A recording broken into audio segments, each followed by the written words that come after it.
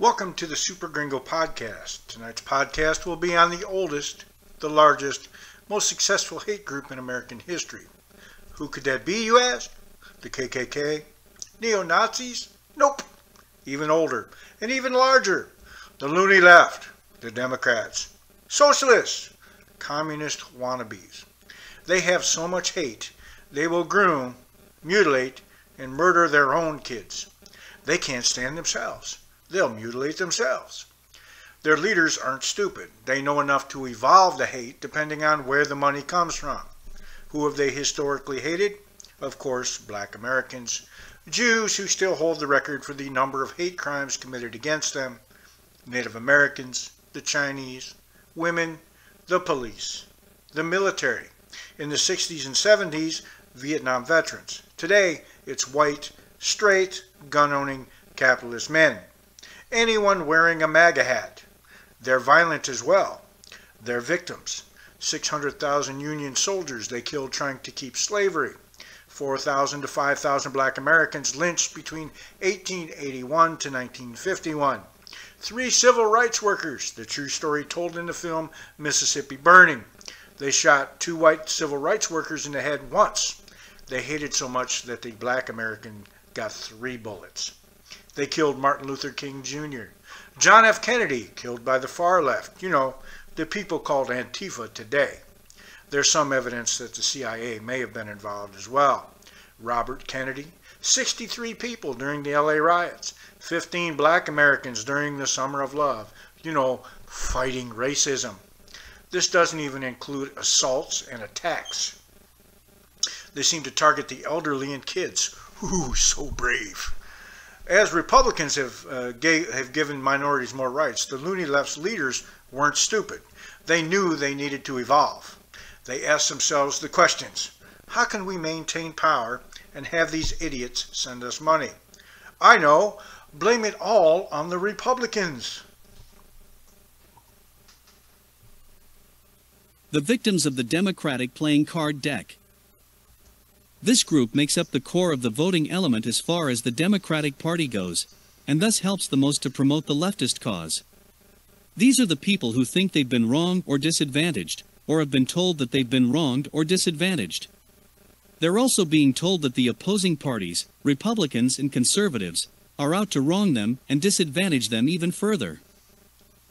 These are the things commonly referred to as playing the race/age/gender/class card.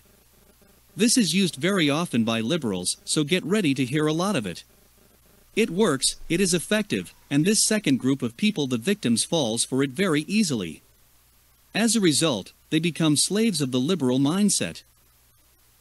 Look no further than how the Democrats try to scare African Americans into believing that Republicans are holding them down, how the Democrats try to scare middle-class Americans into thinking Republicans are hurting the middle class, and how the Democrats try to scare women into thinking Republicans are against their rights.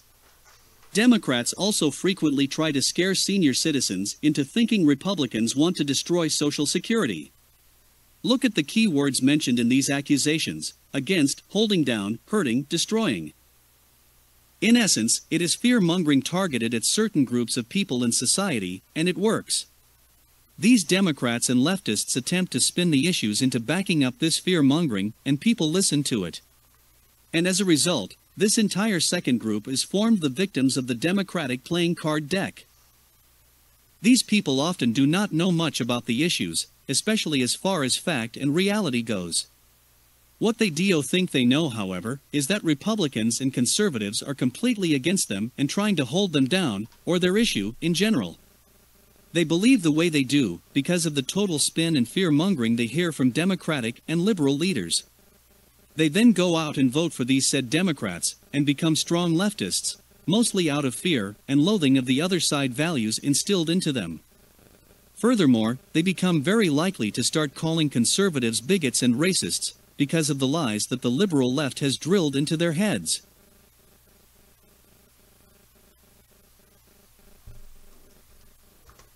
Let's face it, hate, fake or real, makes big money.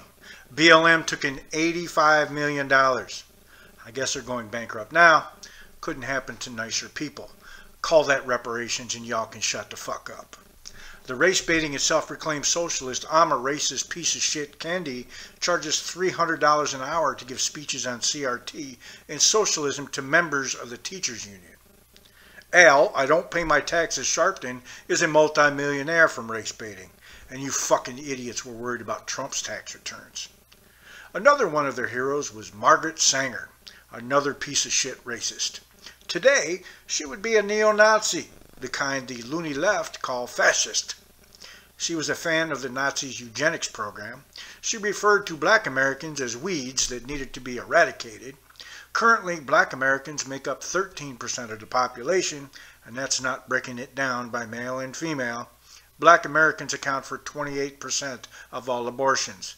They're killing more babies than are currently being born. Sanger would be proud of what her organization is accomplishing. And your taxes are paying for it. Exactly what she created it for. To date, they've been able to kill over 64 million babies. Socialism is only estimated to have killed 63 million people. The loony left to be setting fucking records. I need to clarify my stance on abortion. I'm not against killing. It was my career for 23 years. However, I think someone who is going to be killed should have to do more than just be an inconvenience. Abortion isn't the problem, it's a symptom of the problem. The problem is that people are too stupid to use the 12 types of birth control in the United States, including a morning after pill. How can you fuck up a morning after pill? The loony left always comes back with, but what about rape, incest, or medical conditions? I'll give you the 1.8% of abortions if you can stop being fucking stupid for the other 98%. Why can't I get rid of the problem? Stupid people! Well, the baby, as you call it, is only a clump of cells. So are you, fucktard. Definition of DNA. A self-replicating material that is present in nearly all living organisms as the main constituent of chromosomes. It is the carrier of genetic information, the fundamental and distinctive characteristics or qualities of someone or something, especially when regarded as unchangeable, like gender. Well, I'm a viable life form. I'm intelligent. Says who? Sure isn't me. Who are you viable to? If you died tomorrow, how would that affect my life? That would mean you're not viable to me. To me, you're just a... You're a cunt. You're a cunt now. You've always been a cunt. And the only thing that's going to change is you're going to become an even bigger cunt. Maybe have some more cunt kids. If stupid people weren't here, it would help with global warming. Don't you care about the environment? They hate living kids as well. They're grooming and sterilizing kids. They're flipping out because Florida won't let them tell kids about what they do with their pee-pees, even if it's having it cut off. Little tip, groomers, don't store your grooming materials in school libraries. The parents can find them there. Florida won't let them teach racism, CRT. They're trying to add more and more victim classes. Oh, your parents won't let you cut off your healthy breasts? You be oppressed. If you come with us, we'll help you. Just don't tell your parents. They want kids to hate their own parents. They're normalizing mental illness, making it cool to be a part of the gender ideology cult. They're still trying to prescribe puberty blockers, the same puberty blockers that they use to chemically castrate pedophiles. Google Lupron. Europe has stopped prescribing them to minors as there is no long-term studies. Sound familiar? Follow the science. One of the loony leftists told me, can't you find a study that isn't 10 years old or older? Sweden, the only recognized long-term study, took 30 years, was peer-reviewed and signed off on by 3,000 doctors. When you get the chance, Google Dr. John Money. His was signed off by Dr. John Money. He should be charged under the Nuremberg Code and hanged. He killed 2 people and started the radical gender ideology cult. He's actually killed more people through this cult.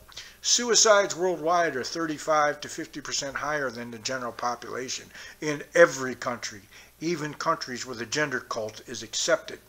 You can't fuck with Mother Nature. She will fuck you back with metal filings into Vaseline.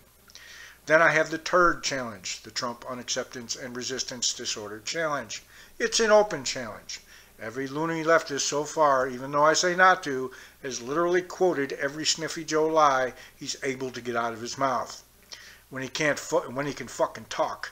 I called Sniffy Joe Chinese Employee of the Month. Loony leftists just scream, "You're lying!" Then they need to explain why China gave money to an American college where the former vice president has an office and stored classified documents. Could it be because he's a fucking traitor? And then, of course, we have Antifa, a terrorist organization that somehow hasn't made the list. Trump supporters have, Christians have, people who pepper spray teenage girls and burn down buildings somehow have avoided that distinction. Remember when we used to shoot terrorists? Wasn't that great? I'm with Antifa! You're bleeding. They're also the whitest organization I've ever seen. Funny, they keep virtue signaling me about fictional racism. They're just CRT indoctrinated drones. I used to ask them for socialist successes. Now I simply ask them for socialist failures where a shit ton of people haven't died. Did you know? I just found this out. According to the loony left, Soviet Russia was not socialist. So you're telling me the United Soviet Socialist Republic wasn't socialist? What you just said is one of the most insanely idiotic things I have ever heard. Everyone in this room is now dumber for having listened to it. Still waiting on an answer. A bunch of clowns.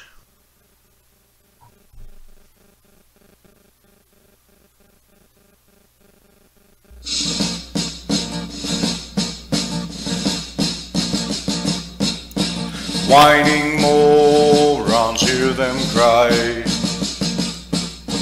Never face you eye to eye. One on one, they'd get knocked down. Antifa is a bunch of clowns. Safety pins upon their chest. Have no jobs, not like the rest. They pay no bills, don't pay their way. These idiots should go away. They wear their masks and scream and yell, throwing punches not very well. The internet is where they fight. They hate the fact I have gun rights. Whining morons, hear them cry. They'll never face you eye to eye. One on one, they'd get knocked down. Antifa is a bunch of clowns. They think they're tough and try to scare. I tilt my head and laugh and stare. They pepper spray teenage girls. Someday they'll meet the real world. Whining morons, hear them cry. They'll never face you eye to eye. One on one, they'd get knocked down. Antifa is a bunch of clowns.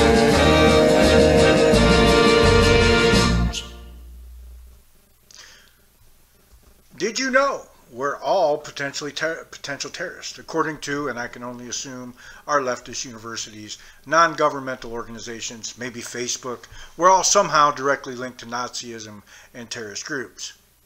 What I find telling about these lists, groups such as BLM, who have caused an estimated $2 billion in damage in American cities, and organizations such as Antifa that swarm and attack conservatives, have even shot sheriff's deputies, aren't on any such lists. Let's see who's on the list. Fox News, the Heritage Foundation, the Christian Broadcasting Network, PragerU, anyone with a Make America Great Again hat. Turning Point USA, the Republican Party. Somehow we're all linked to the Aryan Brotherhood, the Nazi Party, and others I don't recognize. Anyway, I want to issue a challenge. I want to see video of any of the lower two tiers committing political violence. I'm going to show you terrorists. Sit back, get some coffee, some beer, whatever you drink. We're about to watch true terrorism for a while. What's the most violent thing anyone can do to a man? That's right, accuse them of a sexual crime when they're innocent. It makes it hard for me to believe any of these loony leftist terrorists. From the New York Post, Christine Blasey Ford's friend now says she's skeptical of Kavanaugh accusation. A high school pal of Brett Kavanaugh accuser Christine Blasey Ford says in a new book that she's skeptical of Ford's claim the Supreme Court justice sexually assaulted her at a party in the 1980s. I don't have any confidence in the story, Leland Kaiser, who Ford has said was at the party where the alleged assault occurred, told two New York Times reporters in their book, The Education of Brett Kavanaugh, an Investigation. Those facts together I don't recollect, and it just didn't make any sense, Kaiser insisted of Ford's account, according to author Robin Pogrebin and Kate Kelly. Last year, Ford testified at Kavanaugh's Senate confirmation that Kaiser was at the Maryland House party in the summer of 1982 when Kavanaugh, then 17, attacked her. Ford was 15 at the time. Ford told the Senate Judiciary Committee that Kavanaugh and his friend Mark Judge pushed her into a room and that Kavanaugh forced her onto a bed, tried to remove her bathing suit, and attempted to rape her. Kaiser was downstairs when the alleged assault took place, Ford said. But in the new book, released Tuesday, Kaiser threw cold water on that scenario. It would be impossible for me to be there be the only girl at the get-together with three guys. Have her leave and then figure out how she's getting home, Kaiser told the authors. I just really didn't have confidence in the story. At the time of the Senate hearing, Kaiser's lawyer, Howard Walsh, wrote an email to the committee saying his client didn't know Kavanaugh and didn't recall being at the party with him. But in a revised statement soon after, Walsh said Kaiser did not refute Dr. Ford's account, and she has already told the press that she believes Dr. Ford's account. Kaiser is being pressured by Ford's allies from high school to do more to help her friend, and things were getting dirty, according to the book. In a group text, one woman wrote of Kaiser, "Maybe one of you guys who are friends with her can have a heart-to-heart. I don't care, frankly, how fucked up her life is. A lot of us have fucked up lives in one way or another." Another texter, apparently referring to what the book called Kaiser's addictive tendencies, said, "Perhaps it makes sense to let everyone in the public know what her condition is. Just a thought." The author says Kaiser told them, "I was told behind the scenes that certain things could be spread about me if I didn't comply." The troubling new details come as controversy continued to swirl over the tome and an article that the authors wrote over the weekend for the Times, drawing from their book. The article, which came out before the book, revealed a new allegation of sexual misconduct against Kavanaugh at a booze-filled dorm party while he was at Yale University later in the 80s. Another guy at the party, Max Steyer, has told people he saw Kavanaugh with his pants down, and then the future justice's pals push his penis into a woman's hand, according to the book. Neither Steyer nor the woman could talk to the authors, and the article left out a crucial detail included in the book that the alleged victim has told friends she doesn't remember the incident happening. It has since surfaced that Times editors deleted the key fact before the piece was published. There also was the infamous penis tweet related to the book that was posted to a New York Times Twitter feed Sunday.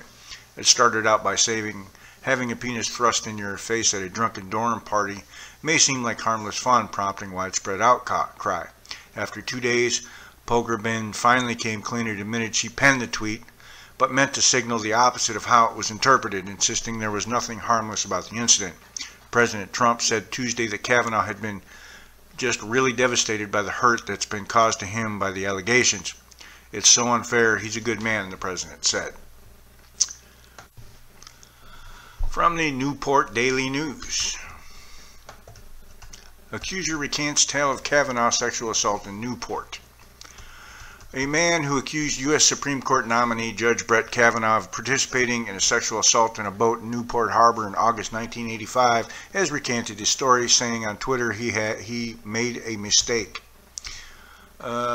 Senate Judiciary Committee investigators on Tuesday asked Kavanaugh about the allegations, according to transcripts the committee released Wednesday. Kavanaugh was told the accusations were reported Monday to Senator Sheldon Whitehouse, Democrat of Rhode Island, by a Rhode Island constituent. The accuser said a female acquaintance had told him she was assaulted on a boat by two heavily inebriated men she referred to at the time as Brett and Mark, according to the transcript. Kavanaugh denied the accusations. I was not in Newport, haven't been on a boat in Newport, not with Mark Judge on a boat, nor all those three things combined, Kavanaugh said. This is just completely made up, or at least not me. I don't know what they're referring to. White House spokesman Richard Davidson's office responded early Thursday to a request for comment made Wednesday night with the following. The senator received an allegation which was forwarded to the FBI for further evaluation and investigation. Out of respect for the privacy of those involved, the senator declines comment. The name of the person who reported the allegations to White House staff, White House office, was redacted in the 45-page transcript. See the exchange started on page 35 in the document viewer below. But details about the Twitter account of the person who contacted White House's office match those of an account in the name of Jeffrey Catalan of Tiverton. The account identifies Catalan as a graphic artist, hippie, first responder, father, and grandpa. At approximately 8 p.m., the account tweeted, everyone who is going crazy about what I had said, I have recanted because I have made a mistake and apologize for such mistakes. Do everyone who is going crazy, yeah, that's the, so he lied.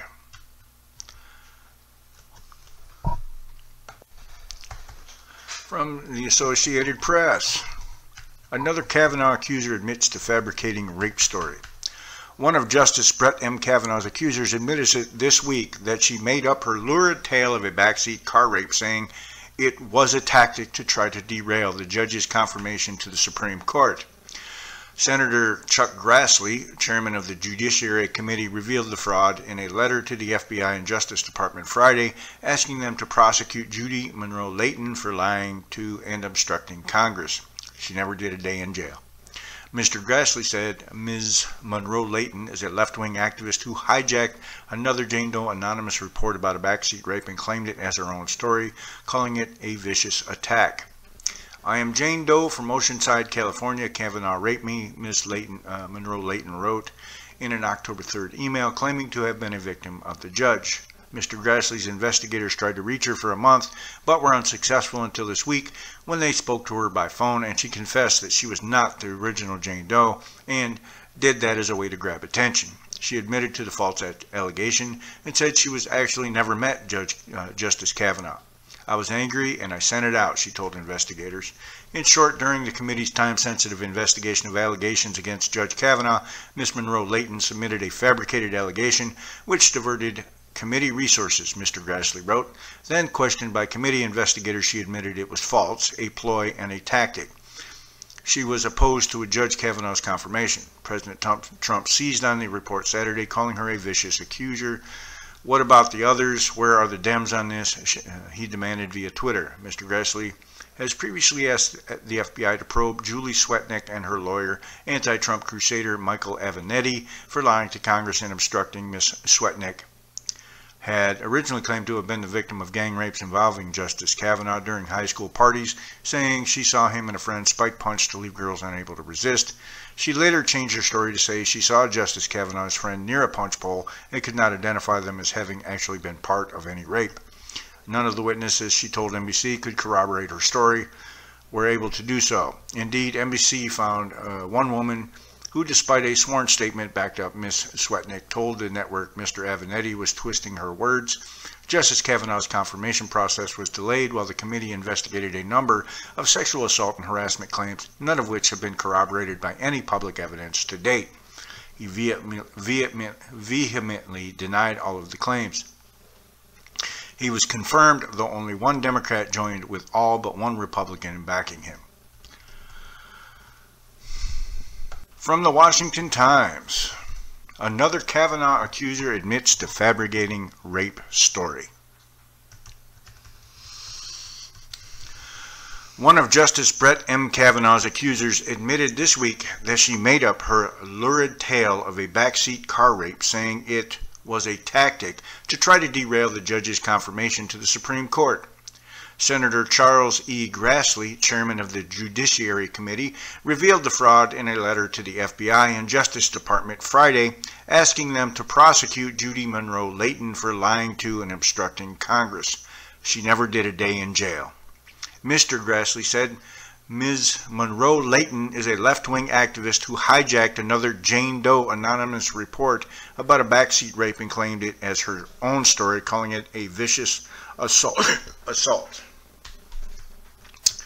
I am Jane Doe from Oceanside, California. Kavanaugh raped me, Miss Monroe Layton wrote in an October 3rd email, claiming to have been a victim of the judge. Mr. Grassley's investigators tried to reach her for a month but were unsuccessful until this week when they spoke to her by phone, and she confessed that she was not the original Jane Doe and did that as a way to grab attention.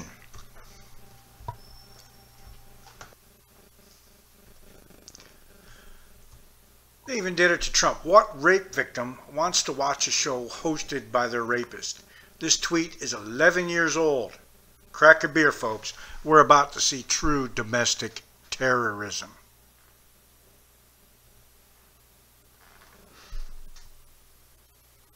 From the KKK and Jim Crow to Antifa and BLM. The oldest, the largest, the most successful hate group in American history. Who else is tired of hearing about January 6th, which we know half of the shit was bullshit thanks to Tucker Carlson. So, tired of hearing about it, does not even touch the shit that the Democrat Party, Antifa, BLM, all those domestic terrorists have pulled off, including lying about January 6th. That's terrorism too. Lying about Judge Kavanaugh, lying about Trump, making these accusations, that's terrorism, folks. Domestic terrorism. I mean, to even entertain for a moment that this wasn't political theater, that they actually genuinely cared, and were so upset and outraged and shocked by all of this, all the Democrats, all of the media, right? We'd have to completely forget the fact that they had stood by and watched and cheered as Black Lives Matter rioted and attacked federal buildings. Let's not forget Antifa. Antifa was in on it too. For months and months on end. I mean, after George Floyd's death, protesters gathered up outside of the White House and then injured 60 Secret Service agents, 11 of whom were so injured that they needed to be hospitalized. And then the media in Congress said it was a peaceful protest and then laughed at Trump because he went to the bunker. They called him Bunker Boy. Black Lives Matter, by the way, which did these crimes and intimidated the U.S. population and coerced U.S. state senators and congressmen for the explicit purpose of politics, which is the actual definition of terrorism, by the way. The same people. Fox News Flash. Published January 24, 2021. By the way, the loony left have stormed Capitol buildings since January 6th over not being able to tell kids what they do with their peepees. Perverts. Last update January 25, 2021. Flashback. Nancy Pelosi praised Unionists storming Wisconsin state capitol. Democrats were for occupying capitals before they were against it, Fox News contributor writes. By Yael Halon, Fox News. House Speaker Nancy Pelosi has gone on record praising the storming of the Capitol as an impressive show of democracy in action. The 2011 invasion of the Madison, Wisconsin, state capitol, that is. Pelosi's previous comments resurfaced following the disturbing assault on the U.S. Capitol earlier this month at the hands of a right-wing mob who stormed the halls of Congress hoping to prevent the certification of the U.S. presidential election. Storming the Capitol, you mean those guys that were being escorted around by police that the video showed, so they actually had to let some of them go? Yeah. The assault drew forceful condemnations from both sides of the political aisle, including Pelosi, who wasted little time introducing former President Trump's second impeachment in the House for inciting the violence. Growing number of GOP senators opposed Trump impeachment. 10 years earlier, Unionists stormed the Wisconsin state capitol in an attempt to block a vote on collective bargaining reform. Thousands of demonstrators managed to enter the building by violently breaking down doors and shattering windows, but the attack garnered much praise from Pelosi and other prominent Democrats at the time. The occupiers were praised publicly by Pelosi for their impressive show of democracy in action. The House Speaker took to Twitter to express her solidarity with the activists as they attacked the Capitol and sent senators into hiding until police managed to remove them from the building. Fox News contributor Mark Thiessen highlighted Pelosi's previous remarks in a column for The Washington Post earlier this month, averring that, in other words, Democrats were for occupying capitals before they were against it.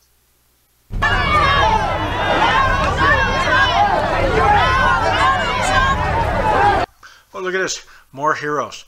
What is it, 100 to 1? Yeah. This would be a good time to exercise that Second Amendment. Over a hat. This is over a hat. But they're not mentally ill. Not at all.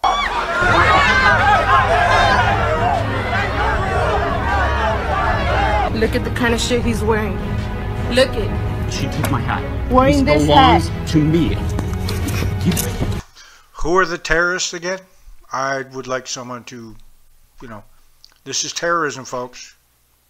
I have a freedom of speech to wear this hat. Your freedom of speech is genocide, homeboy. It doesn't matter. Is that what you're trying to represent? My freedom of speech allows me to wear that hat. This is mine. You do not get to take other people's property that is legally theirs in this country. Man, your laws. Attacked on his school bus for wearing a Make America Great Again hat. You can see him there. And guess who was suspended after all this? The victim. You want to build a wall? You want to build a... The video shows classmates shoving the 12-year-old St. Louis boy while yelling at him for supporting the president. His outraged mother says she is horrified. I saw him being berated and bullied and beat, literally beat, because he feels strongly about the world today. Doing this like to the world. What the is wrong with people? What is wrong with you?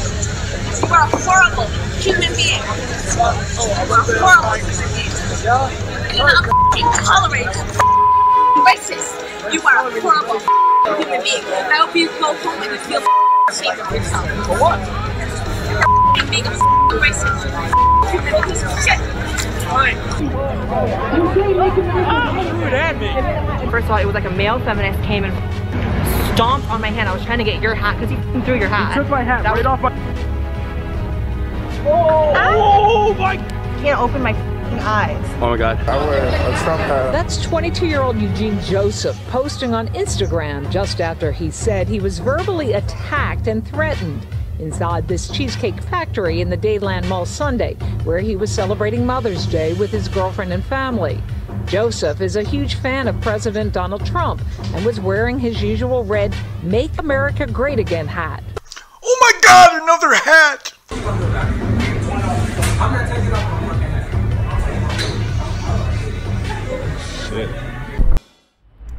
So tonight, the man arrested outside a Supreme Court Justice Brett Kavanaugh's home now faces attempted murder charges. This comes less than 24 hours after the Department of Homeland Security warned of possible violence from the pending high court ruling, possibly on abortion.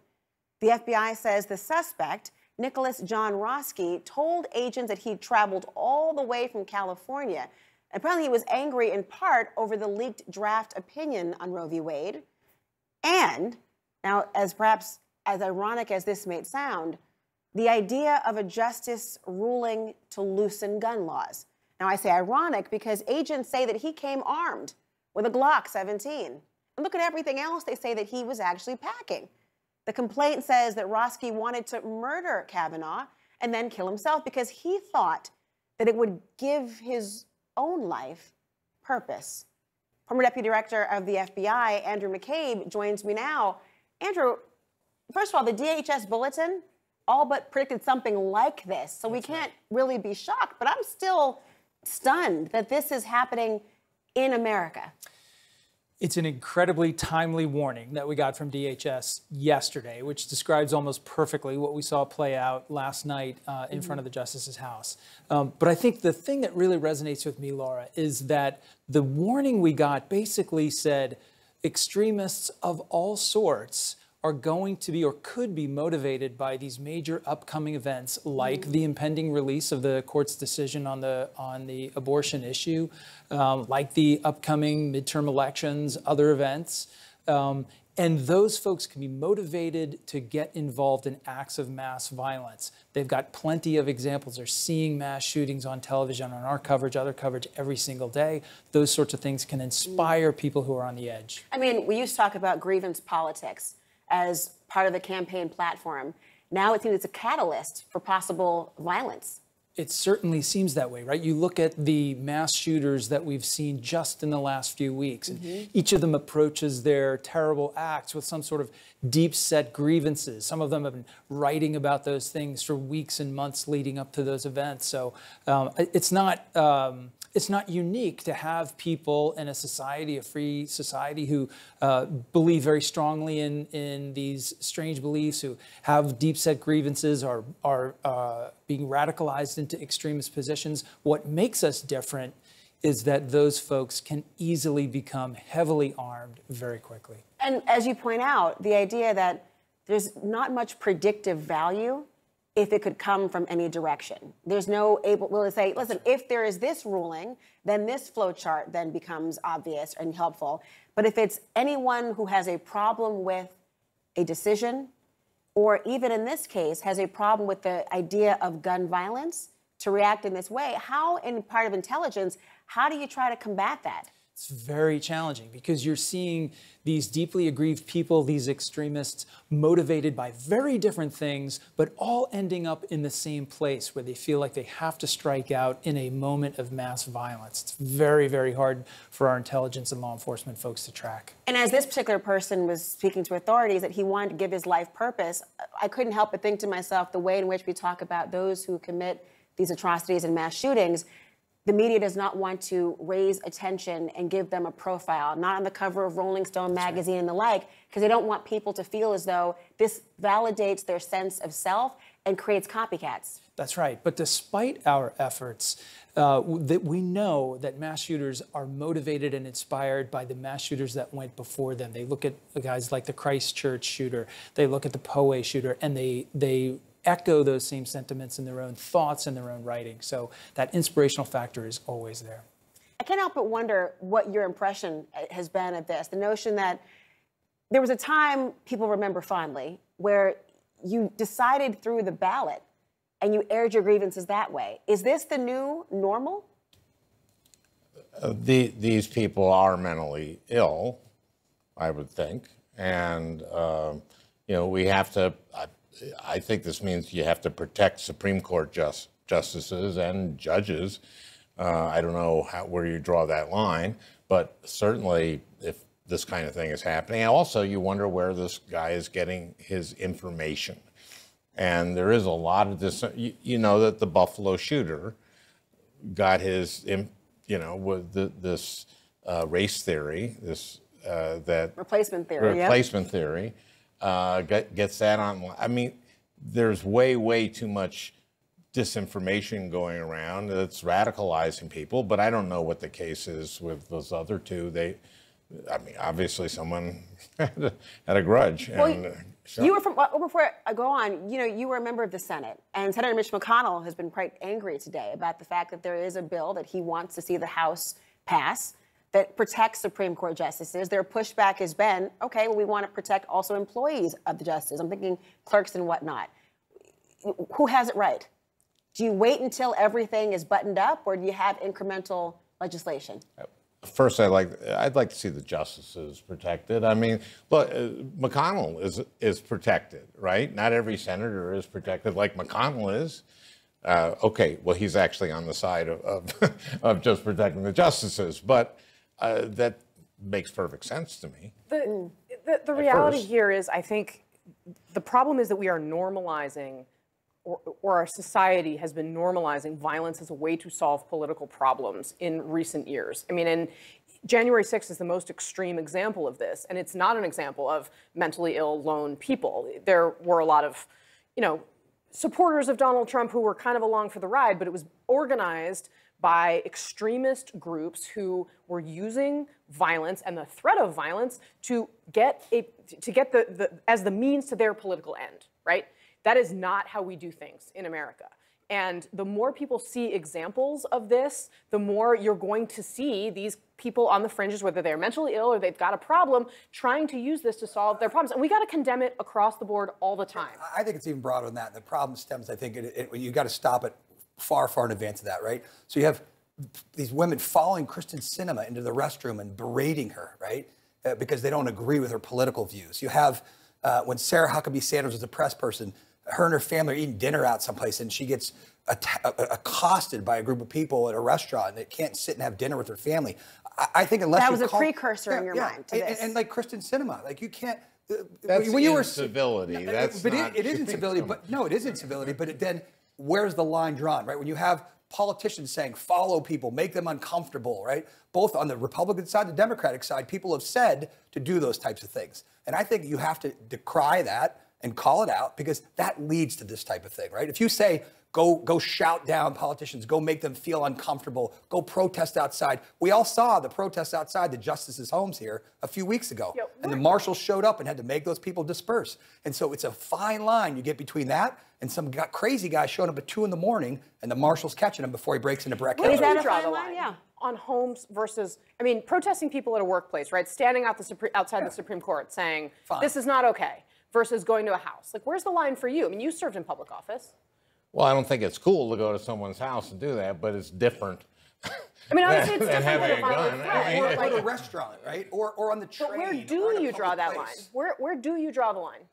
Personally, of course, I think that people should be civil and not act that way. But I think there's an enormous difference between just being a jerk, following someone into the bathroom. Being a jerk is probably constitutionally protected. That is probably true. It's also being a jerk might be a characteristic of Washington, D.C. But here's the thing. We talked to Andrew McCabe, the former FBI director, just a moment ago. And his point was the idea of it was the confluence of these two factors, the increase of accessibility to guns and the idea of people resorting to believing they're entitled to air out their grievances and solve them. And so if you have that sort of intersection going on, where do you go from here? Right. Well, your point's well taken, right? The first is constitutionally protected, right? You can petition the government for redress of grievances. It's in the First Amendment, protected. But where do you do it? But isn't that the following and saying, I want to address this with you right now. I'm sorry you're eating your meal? Right, I know, but that's the thing. Where is it acceptable? Where does society deem that acceptable? Well, how is it for acceptable? Example, on vacation with your family? Is that let's acceptable? say family planning or abortion clinics, right? That was a real issue about how what you could and couldn't do. And if I hadn't seen before people gathering outside a Supreme Court justice's place, if that starts to happen, yeah, then you can draw that line. But well, I mean, and look, we should say out front, the Biden administration, Jen Psaki got up and said, like, this is fine, this is cool. And part of that's because their political base would get really angry if they said anything else. But like, say it was cool to protest outside. Right, but like at some point, when are adults standing up in the room? Well, that's why we need our Congress to set those lines. They're the ones who make the laws. They will draw those lines, and will they be the appropriate ones? I want to thank Casey Hunt and Al Franken and David Urban. Great hearing from all of you. We'll be right back.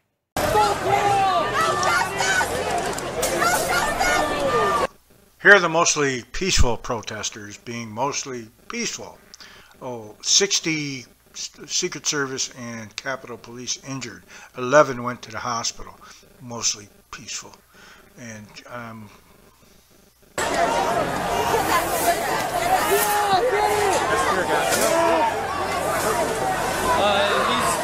right here.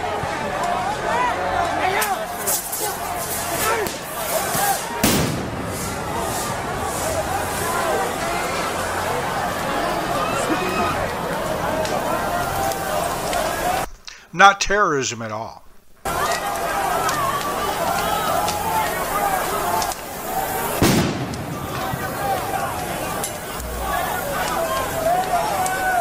We're terrorists because we don't want boys in girls' locker rooms or men competing against women in sports. But these people aren't terrorists at all.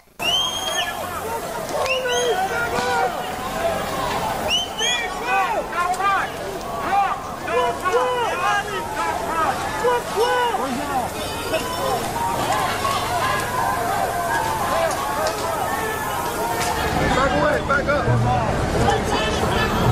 Now keep in mind, these people think communism is great, but if they did this in like communist North Korea, they would send troops out to just mow them down with AK-47s.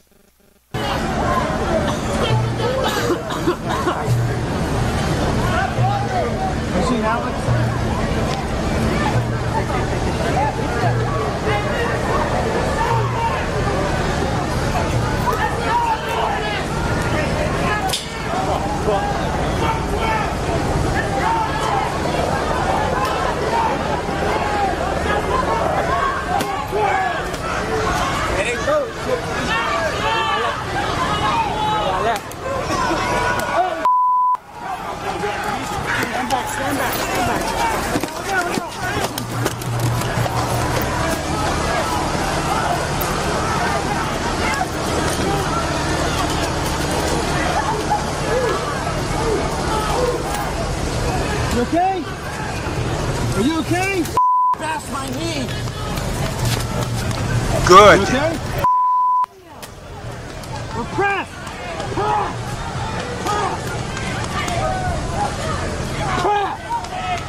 If you notice, they set fire to a building just to the right. Someone just threw a rocket at these police.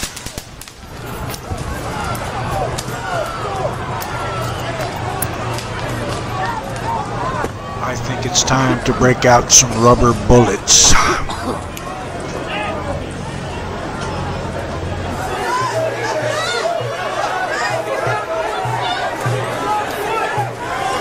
That's someone's house.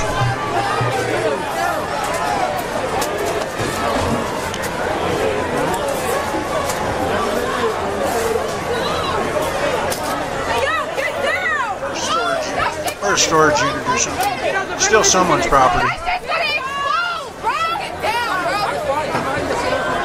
Not terrorists at all.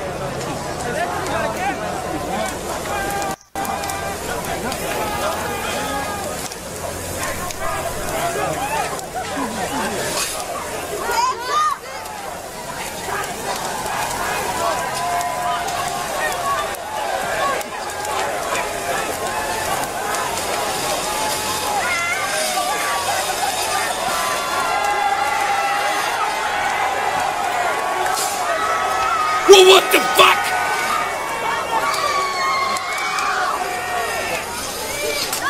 Are you fucking getting it?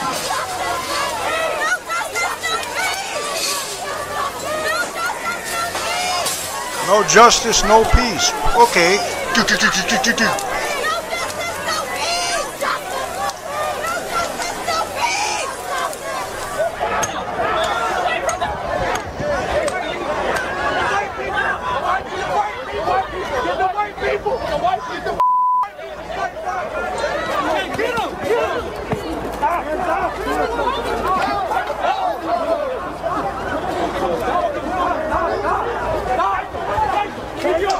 CRT, I heard someone yelling white people. CRT indoctrinated drones. By the way, that's a black American police officer right there that they're probably going to get hurt.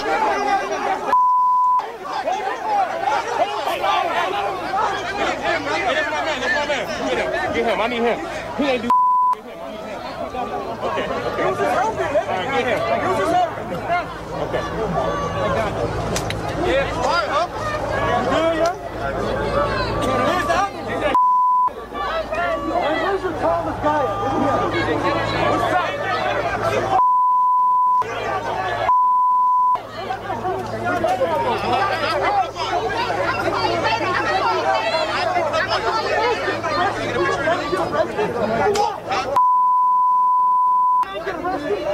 Virtues of the woke will punch you in the face while calling you an oppressive fascist.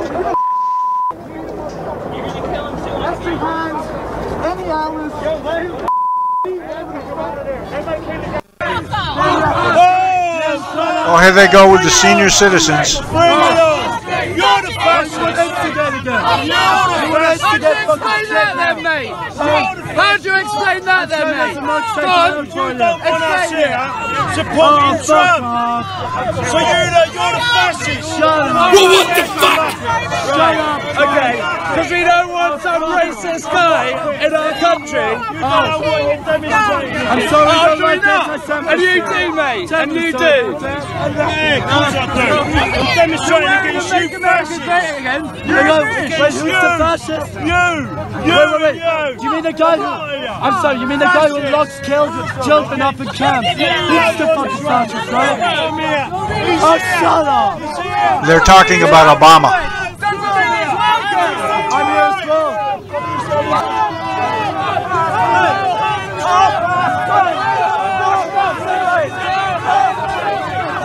Don't call me a fascist. I'm not a socialist. Fuck off! Off our streets!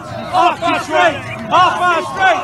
Off our streets! Off our streets! Off our streets! Off our streets! Off our streets! Off our streets! Off our streets! Off our streets! Off our streets! Nazi scum! Nazi scum! Nazi scum! Nazi scum! Nazi scum! Nazi scum! Nazi scum! Nazi scum! Nazi scum! The brown shirt's trying to shout down the Hawaiian shirt. Yes, sometimes they'll put acid and stuff in those milkshakes.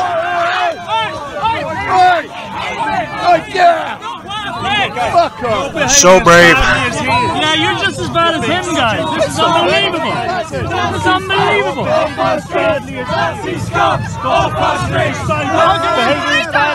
How can you behave like that to somebody? You're inciting. It doesn't matter. He's a Nazi. You realize there are no Nazis left? My grandfather shot them all.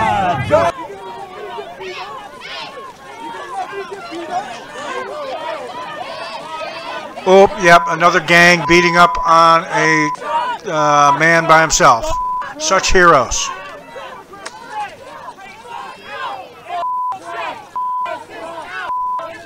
What happened? I walked to they blocked off the road over there, so I had to walk to the convention here at the Hyatt. Sorry, I've been punched and kicked, but I'm good. And I walked through, and these guys felt free to hit me in my hometown of Burlingame, so I don't stand for that. When did the crowd jump in on you? Right when I passed the Mexican flag over there. Yes, I find it strange that people come to America to fly a foreign country's flag. If your country were so fucking great, why did you come here in the first place? For Trump today at 12. What's your name, sir? You're a Trump supporter. When you see the kind of violence that was out there last night in Costa Mesa, and then now the way that you were just received, what's your reaction when you see these protesters? It's a revolution. It's a revolution. It's come to violence, and that's just the way it goes. I'm sorry, excuse me. Make sure you can. All right. What was that like, though? Did you expect that kind of reaction? Yes. Okay. Was it scary? No. And sir, can I be seen? Not at all. But you know what they did is they kick you during the leg so nobody could see you. And then they kick you in the leg so, you know, their hands are there. Then they kicked me. I was kneed and kicked mostly. And then somebody threw a punch at me. And are you injured at all? No, I don't think so. Adrenaline's going, so that's about it. Not to mention they throw like, NBC News I'd say fans, girls, but they don't know what gender they are, so you can't say that either. and then click on any of the videos over here to watch the latest interviews, show highlights, and digital exclusives. Thanks for watching.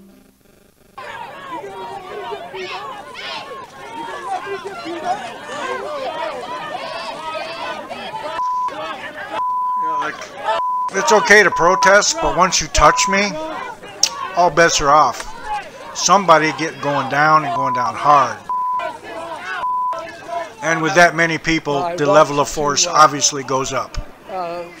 They blocked off the road over there, so I had to walk. And I know Antifa and BLM can't fight, Sorry, so. I've been punched and kicked, but I'm good. And I walked through, and these guys felt free to hit me in my hometown of Burlingame. So I don't stand for that. When did the crowd jump in on you? Right when I passed the Mexican flag over there. Did you say anything to the crowd? No, of course not. Definitely not. You're here for the convention? I have a ticket to the convention, and I have a lunch ticket for Trump today at 12. What's your name, sir? You're obviously a Trump supporter. When you see the kind of violence that was out there last night in Costa Mesa, and then now the way that you were just received, what's your reaction when you see these protesters? It's a revolution. It's a revolution. It's come to violence, and that's just the way it goes. It's terrorism. Make sure you can. All right. What was that like, though? Did you expect that kind of reaction? Yes. Okay. Was it scary? No. And sir, can I have you Not at all. But you know what they did is they kick you during the leg, so nobody could see you, and then they kick you in the leg, so you know their hands are there. Then they kicked me. I was kneed and kicked mostly. Oh, really? And then somebody threw a punch at me. Are you injured at all? No, I don't think so. Adrenaline's going, so that's about it. Welcome back to Hannity. So, following the violent protests outside a Donald Trump rally in San Jose last week, well, shocking video has now emerged of Trump supporters getting harassed and threatened and even assaulted by left-wing agitators. Now, one particularly disturbing clip shows a young boy, watch him there, being chased by a very angry mob of protesters through the streets of San Jose, eventually being tackled and thrown to the ground. And meanwhile, I'm being accosted and having my Trump signs ripped out of my hands and everything else and spit on and everything else. Yeah, I mean, it's got to have been a scary thing. Now, your son got hit how many times? He got hit twice in the back of the head. He had 2 big lumps on his head at the end of the night. All right. And then he got a cone thrown at him, too, by somebody. And I got to give him a lot of credit because, I mean, you can't fight an angry mob. I train in martial arts. Well, you can with a machine gun, which I'm qualified with. Give me a machine gun. For no reason, and he got tackled pretty hard, and then another guy tried to hit him with some orange thing, and then he took off again. Was he safe after that, and where were the police? No, after that, he was about halfway to the police line, and he got up and ran to the police line, and then after he crossed the police line, they actually asked him if he was doing okay, and that was about it. And then the police, they had other things to worry about, I guess. I don't know. Yeah. And then I seen him go through the police line. I tried to get over there to the police line and go check on his well-being, and they wouldn't let me through. And I kept saying, that's my son, that's my son. And the guy just said, get back, get back.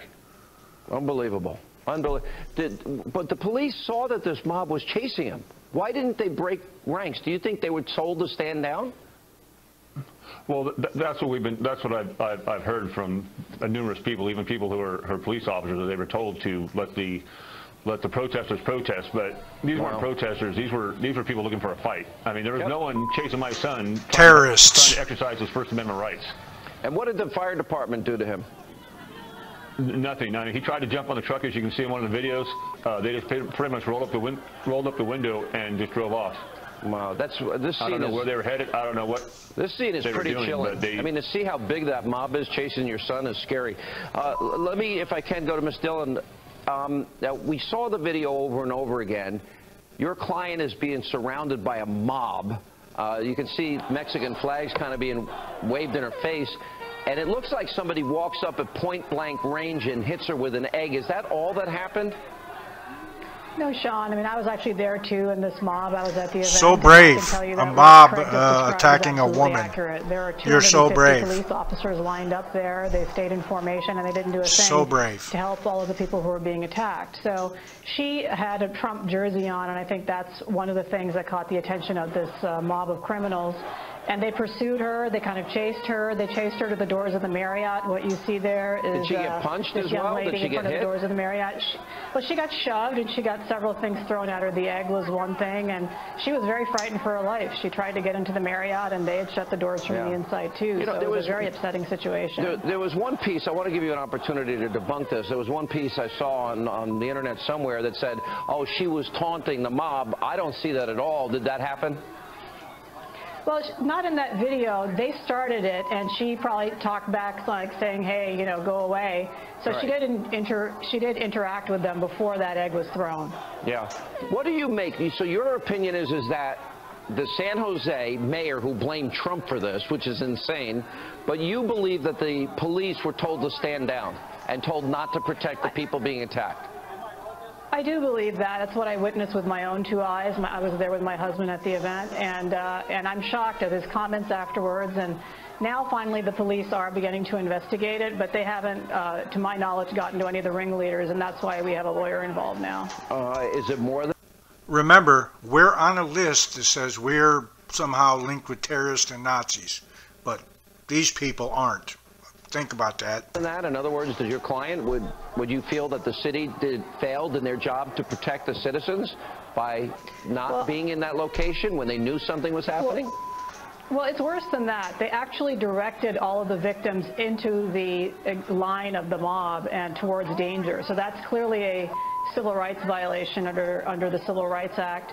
The civil right in question is our right to free assembly and free speech, and so everybody who was in that crowd was a victim of a civil rights violation. And then on top of that, and your client wants the mayor to resign, to be out of office, correct? Yeah, she signed one of those petitions for that effect, as well as many other people in the group. And I think they're also organizers of this mob that should be held legally liable for what happened there. Craig, are you going to follow up on any of the issues? You feel that the police didn't come to the defense of your son? You believe they were aware what was happening? What is your next plan of action? Absolutely. I mean, the police chief and the mayor need to be held accountable for their actions. I mean, what they did is unconscionable. And like she said, we were directed through the mob, and that's the worst part of it. It's one thing to let people protest, the other thing to make other people go through the protest, force them to. Yeah. We weren't allowed to go away from the protest. Yeah, listen, I know that's right. Every cop I know goes against their instincts. They see something like that happening, their instinct is to go help. The only reason I can think of for them not doing that is if they were told not to do so. But, you know, I don't have any evidence to suggest that. Do either of you have any evidence? None whatsoever. I've heard anecdotally from people who are, have spoken to police officers. I mean, look, right before we were directed into this mob, this group of Trump supporters was thanking the police for being there. This is generally a pro-law enforcement crowd, so this is not a knock on police in general, but in this specific instance, it's shocking to see 250 of them lined up and not lifting a finger to help hundreds of victims. All right, we'll continue to follow the story. Thank you both for being with us. And Craig, I hope your son's okay, and I hope, of course, your client is okay. Minneapolis today, with its charred remnants of last night's rioting, the fury evident at every corner. Overnight, demonstrators had rampaged. Not demonstrators, terrorists. Say it with me. Terrorists. Are you fucking getting it yet? The violence, the anger, and the flames, at times well out of control, continued until dawn. And throughout, looting was equally rampant. Yeah, which TV do you want me to steal the next time someone, gets killed? It's all become soberingly familiar in this country, so too the action that sparked it. 320, we're code 4. This body cam video and separately this security video show some of the last few minutes of George Floyd's life. The guy that died of a fentanyl overdose. Stopped on suspicion of passing counterfeit money, what seems a straightforward arrest somehow devolves into this. I can breathe. Please, the name of it. Excruciating to watch. It's Floyd, now on the ground, begging for his life. Yes, the police officer was wrong. He's in prison, but the man died of a fentanyl overdose. Handcuffed, gasping for air, police officers knee on his neck while others do nothing. I'm never going to get my brother back. Floyd's brother, Philanese, said today he's tired of seeing black men die. They executed my...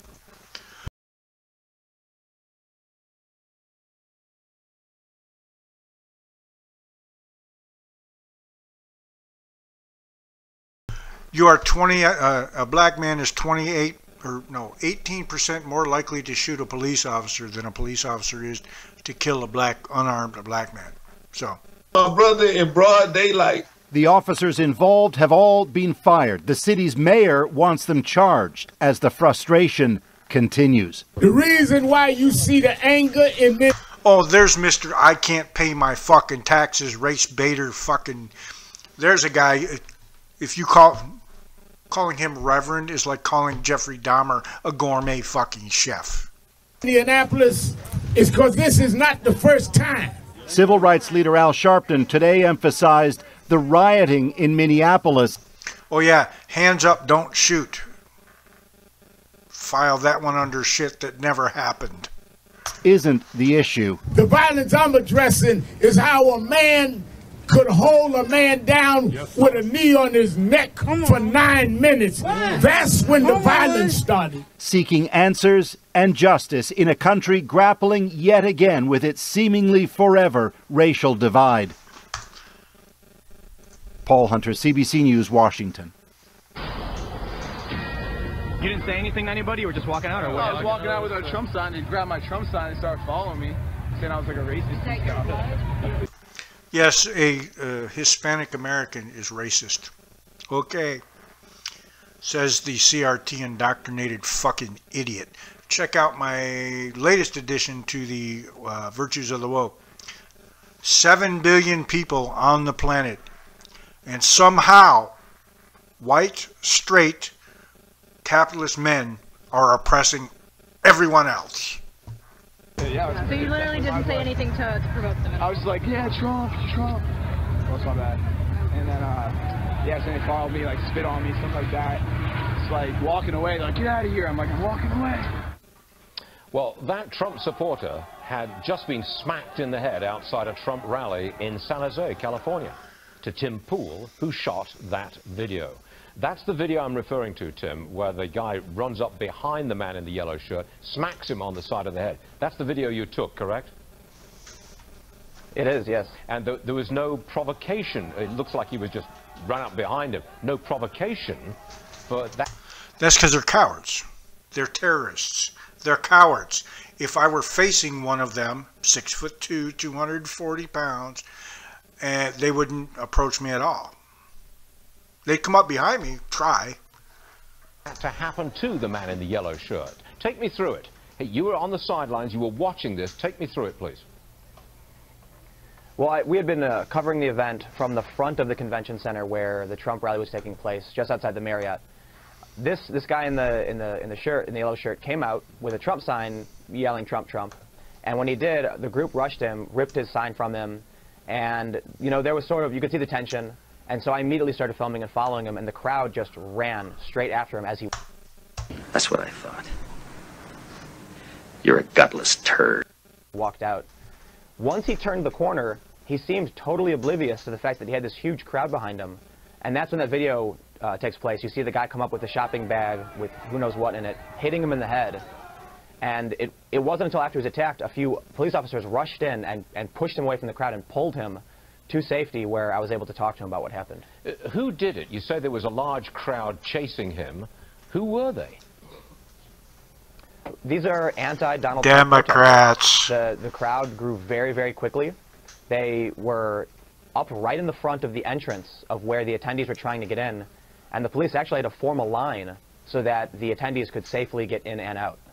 Was it a violent atmosphere? I mean, you could kind of feel that something bad was happening here? It was unreal.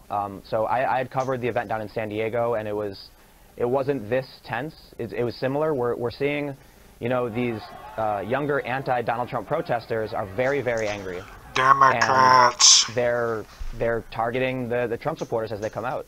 You know, often we I just want to know, how far away from the speech, from the venue of the speech, did this incident take place? I'm trying to figure out, the people came out of the Trump rally, they moved towards wherever they were going, and then you say a large crowd followed them. I mean, was this a mob running through the street to follow these guys? It was a large portion of the protest group had run around the corner of the convention center. So you've got the Hilton, the Marriott, and the convention center. Right in the middle is where the rally was taking place. But people were coming out of the sides on different corners of these streets. And aside from this one video, there were several instances where even I saw some older people coming out just totally oblivious to what was going on, get knocked to the ground. Their hats were ripped off and set on fire. Yes, they enjoy attacking older people, generally, or people from behind. They won't face people. Why? They probably get their ass kicked. They're probably Antifa. They can't fight. We know they can't fight. I understand that the San Jose police force is going to be looking at all the video to see if there's any prosecutions possible and to review their procedures here. Do you have any fault to find with the police? It's, you know, I'm not an expert on police protocol and all that. There was, when this man in the yellow shirt was coming out, there were several officers who did not intervene when the crowd started rushing at him, spitting on him, and pushing him. And, you know, I don't know what the reason. By the way, someone spitting on you is assault. They don't have to hit you. Spit, bodily fluids are considered assault. Reason for that is, I assume it's because, you know, the police have different units like the arrest unit and crowd control and stuff like that. Okay. And it wasn't until after he was hit in the back of the head that officers actually come in and pull him out. Okay, Tim Pool, you shot this video and we appreciate you sharing it with us. Tim Pool, everyone, thank you very much indeed, sir. Thank you. Our next guest is a Latino Trump supporter who actually attended Thursday night's rally and who went home with a broken nose, a mild concussion, and his clothing looking like this. Look at this. Just for supporting his presidential candidate of choice, Donald Trump. Juan Hernandez is a Trump supporter and member of the Log Cabin. Let me guess. He's a Nazi, fascist, racist. Got it. Okay. Republicans. Juan, great to see you. So unfortunate. Hey, you too, Megan. Thank you're there. I mentioned that most of the protesters, according to the San Jose Mercury News, were Latino because they were there, they said, to protest what they viewed as the candidate's racism, his outrageous behavior in their view. And in response to that perception, they came after you, another Latino who happens to see Mr. Trump a different way, and tell us what they did. Right. So just walking, you turn down the street and come down behind the way that the cops led us, and out of nowhere just protesters start coming up to us, sucker punching, and I think there's about 3 or 4 on me who were doing it. They were carrying American flags, burning the American flag, carrying the Mexican flag. Yes, if your country is so great, why would you come to the United States? Stay in your own fucking country. It's great. Don't bring your flag to the United States. I fly both here. I like Brazil. I love America. I have both in my, because guess what? I'm a resident of Brazil and I'm a citizen of the United States. But I wouldn't fly the Brazilian flag in the United States. I don't fly. I fly on Brazilian holidays. We fly the Brazilian flag. Why? I live in fucking Brazil. I'm a Brazilian resident. I'm an American citizen. When I'm in America, I fly the American flag. And sucker punches, there's about 3 or 4 of them on me and then on my friend also. Were there any police in sight? As we were walking, the police had dissipated, and there weren't that many. Where the police had gone, or where they weren't anymore, it was riots. Riots were happening everywhere, and the protesters were picking out supporters and sucker punching them, taking them down. And I had a friend who had her glasses ripped off, and she went and talked to the police and someone that was standing there, and she said, "So why aren't you doing anything?" And the officer said, "We were told to have a stand down by the police chief and mayor." And I don't doubt that. Like, I don't doubt that she had reported that, that she said that, because when we were walking around, we saw that. We saw the cops just standing there. The mayor wants to blame it. Donald Trump and his rhetoric, and there's no question Right. he said some controversial things, including about a Hispanic judge. He's an American of Hispanic heritage just last week. But their presumption seems to be one that people like you asked for it by donning that Make America Great hat and supporting a candidate who, while controversial, has taken positions very, very mainstream on a number of issues and very acceptable to the large majority of Republicans. Right. So we had the Trump supporting hats on it. And even if we didn't antagonize them, but even if we were to antagonize them, it still does not warrant what they did.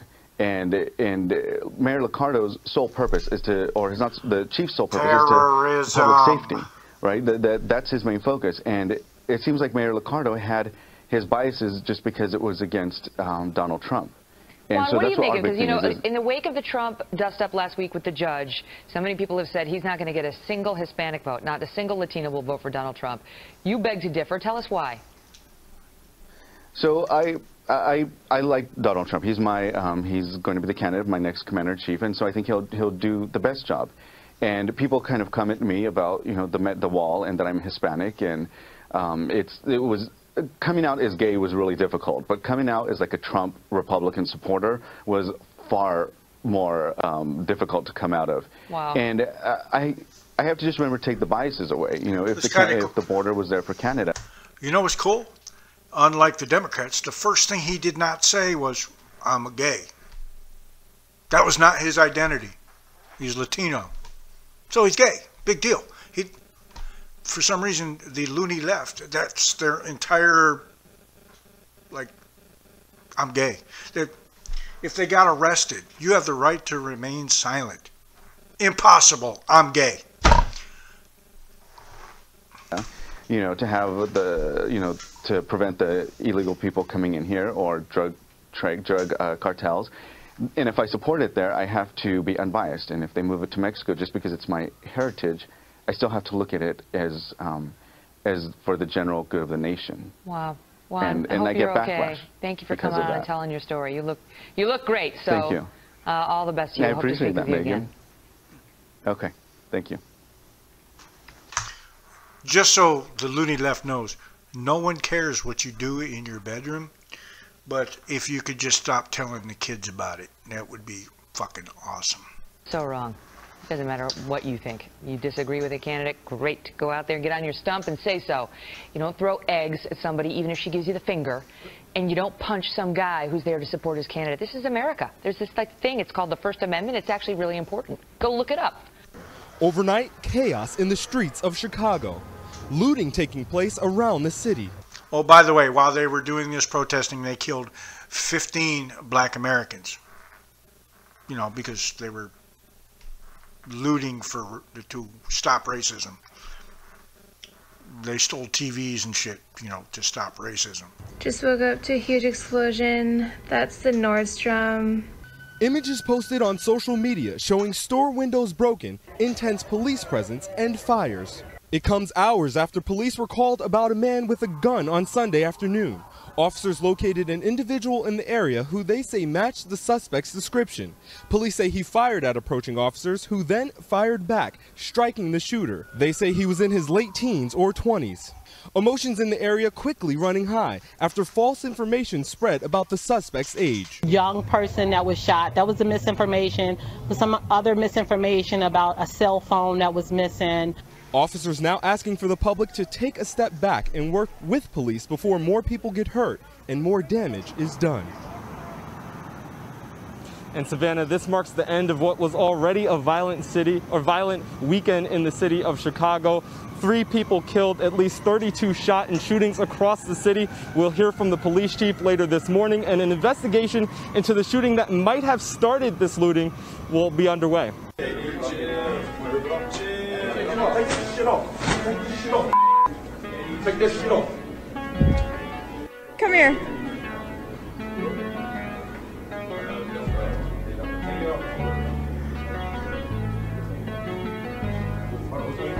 Take it off. Leave my hand. Rip it off.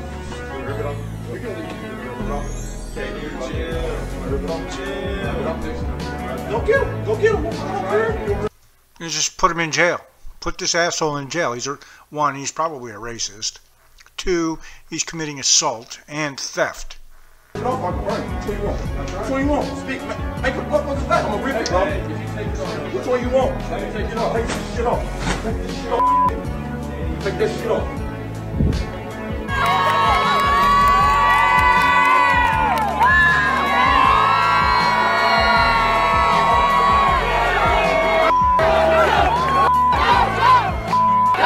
Terrorists. See this right here? This is the problem. Ignorant people like this. I'm just trying to sit here and eat a nice meal. Look at that. And, I mean, I don't want to call her fat, but... Yeah, you see this? You see this? People like that. That's the problem. The problem with America these days. People are just ignorant. They want to lash out on kids. Rosie's not doing too hot right now. I don't know what happened. She just tried to grab my hand in front of 4 officers. Not smart. There she is, getting cuffed. Have a nice night in the cell, Rosie. Instance in itself could be considered a minor issue.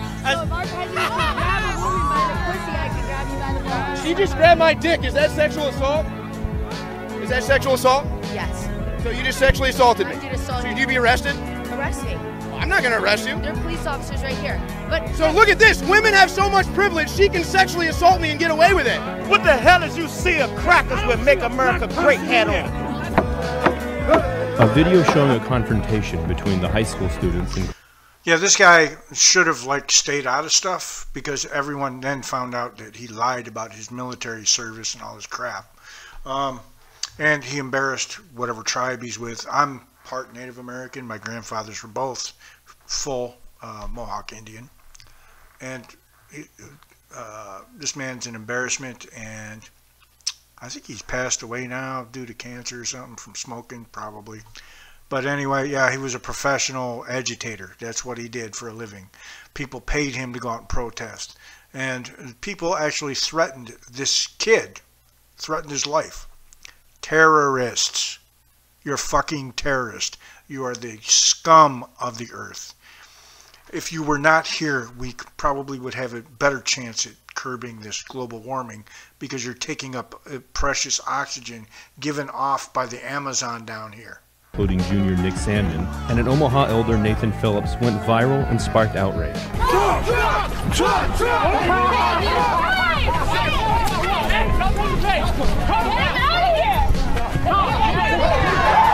Still think January 6th was the biggest thing to ever happen in this fucking country.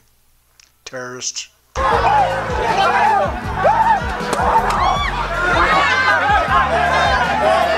First of all, it was like a male feminist came and stomped on my hand. I was trying to get your hat because you threw your hat. You took my hat right off. Oh my!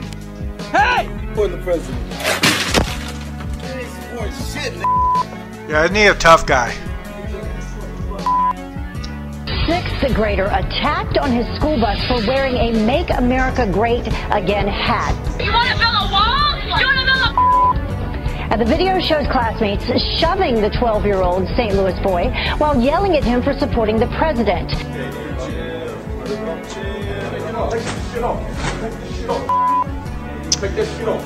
Terrorists. It was a blatant cheap shot in Laguna Beach Sunday night. Video catches a man walk up behind Trump supporter R.C. Maxwell, then take a swing at him. If the optics were completely different and I was a Black Lives Matter supporter and I was attacked on the Trump side of a protest, I would be spotlight on CNN right now. Maxwell met up with me on Tuesday, telling me the attack was unprovoked. I went over to the left side to see if I can engage them with dialogue, and I was instantly encircled by the so-called anti-fascist. The man who allegedly sucker punched him quickly identified himself on Twitter after the rally, tweeting that he did it because Maxwell wouldn't stop talking about Trump and that he isn't racist. When someone called for his arrest, he replied, quote, "Please arrest me, LMFAO." Laguna Beach police granted his request. 20-year-old Richard Losey was arrested Tuesday evening and charged with battery and making terroristic threats. I think the fact that I'm a black conservative causes a lot of problems for the left side because there's no way they can really resolve that according to their narrative of what they think Trump supporters are. Antifa is the whitest organization I have ever fucking seen. So they can stop trying to virtue signal me about racism, some fictional fucking racism. So I think that was something that was a bit triggering to the other side. The sucker punch wasn't Maxwell's only issue at the rally. Hours before it happened, I tried to interview him after we saw him get shoved by members of Antifa. Jesus! Hey, violent. Keep your hands to yourself, man. We were quickly surrounded by counter-protesters, which led Maxwell to speak out. I have a different political opinion. That's no reason to treat me less human. But these so-called anti-fascists are literally the fascists themselves. They're the ones who want to engage in dialogue, violence, and not dialogue. And you just wanted to ask me a couple of questions about what was happening, and we could not even conduct an interview. Maxwell believes counter-protesters targeted him because he's a black man supporting Donald Trump. So I was getting lots of specific comments like, you're a sellout, you're an Uncle Tom. And he says it's that attitude that stops America's political divide from ever being bridged. Dialogue is being shut down and free speech is being attacked. As of Wednesday night, jail records show that the suspect, Richard Losey, is still behind bars at the Orange County Jail. He has a $500 bond. His next court date is set for Thursday. $500 bond, and this loser can't afford it. That should tell you something. In Los Angeles, Bill Malugin, Fox 11 News. Prosecutors say an 81-year-old man was assaulted. Another senior citizen. Boy, you people are so fucking brave. Inside a New Jersey supermarket over his Make America Great Again hat. Somerset County Prosecutor Michael Robertson says the man was at the ShopRite on Elizabeth Avenue. He says the man suffered minor injuries but declined medical attention at the scene. No arrests have been made. Officials are asking anyone with information to contact the Somerset County Prosecutor's Office or Franklin Township Police. Gilma Avalos for CBSNewYork.com. Look at another senior citizen. You are all some heroes. Come try that with me. I need the workout. You need some manners beaten into you. Welcome here! Welcome here!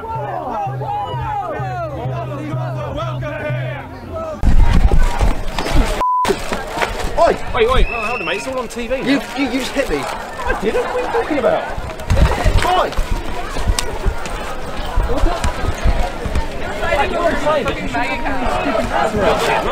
My hat! You've just destroyed my property.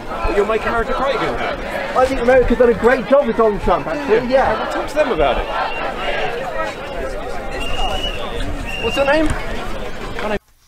Don't worry about my fucking name. That's what I tell them. Don't worry about my name.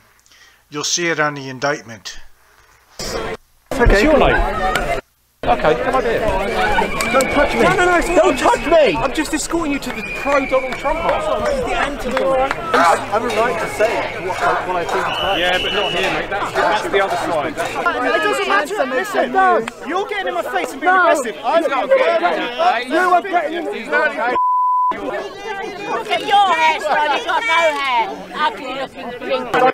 That's another thing they like to do, is when they've got nothing really intelligent to say, it's insults. If I hear about my mail-order bride one more time, which I believe is just jealous because I could actually get a hot wife. Anyway, that's what they resort to. And violence, which that was my living. Be violent if you want. I'll just be violent back. I'm just better at it than you are. So, terrorists, all terrorists. People to you, Sir. You swore. I'm going to word at him. So I would be able to talk to you if I was homophobic. You're a man. I'd be scared of you. No, that's not Whatever they want. No, I'm not afraid of any homosexual because I'm not homosexual.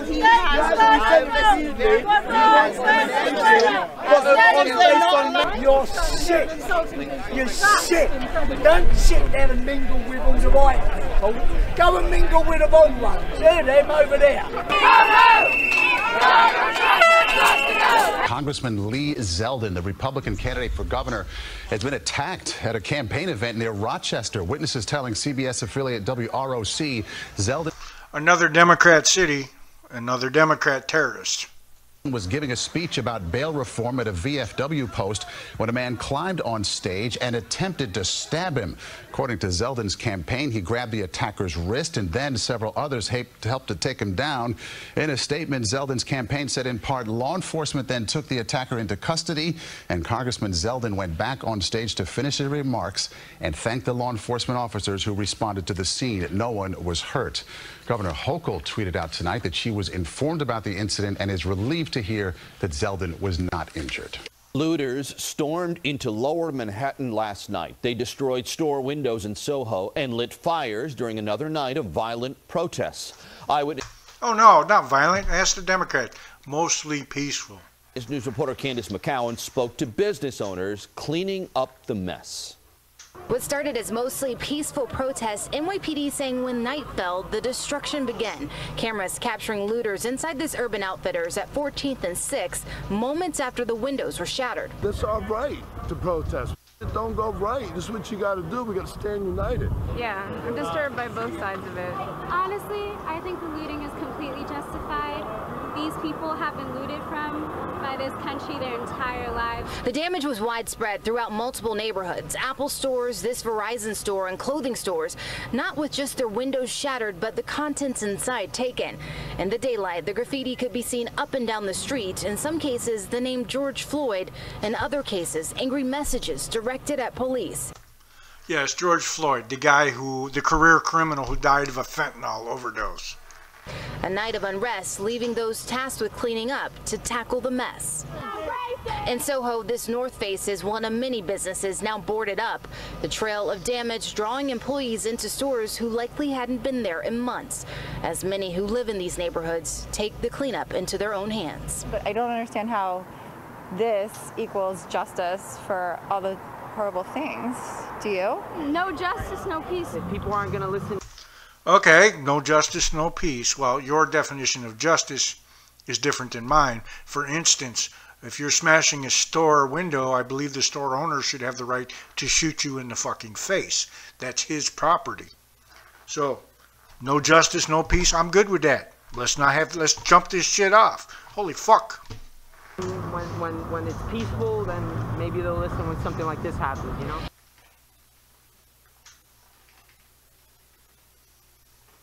Protest deemed a riot in Seattle. It started on a peaceful note with thousands standing in solidarity with other.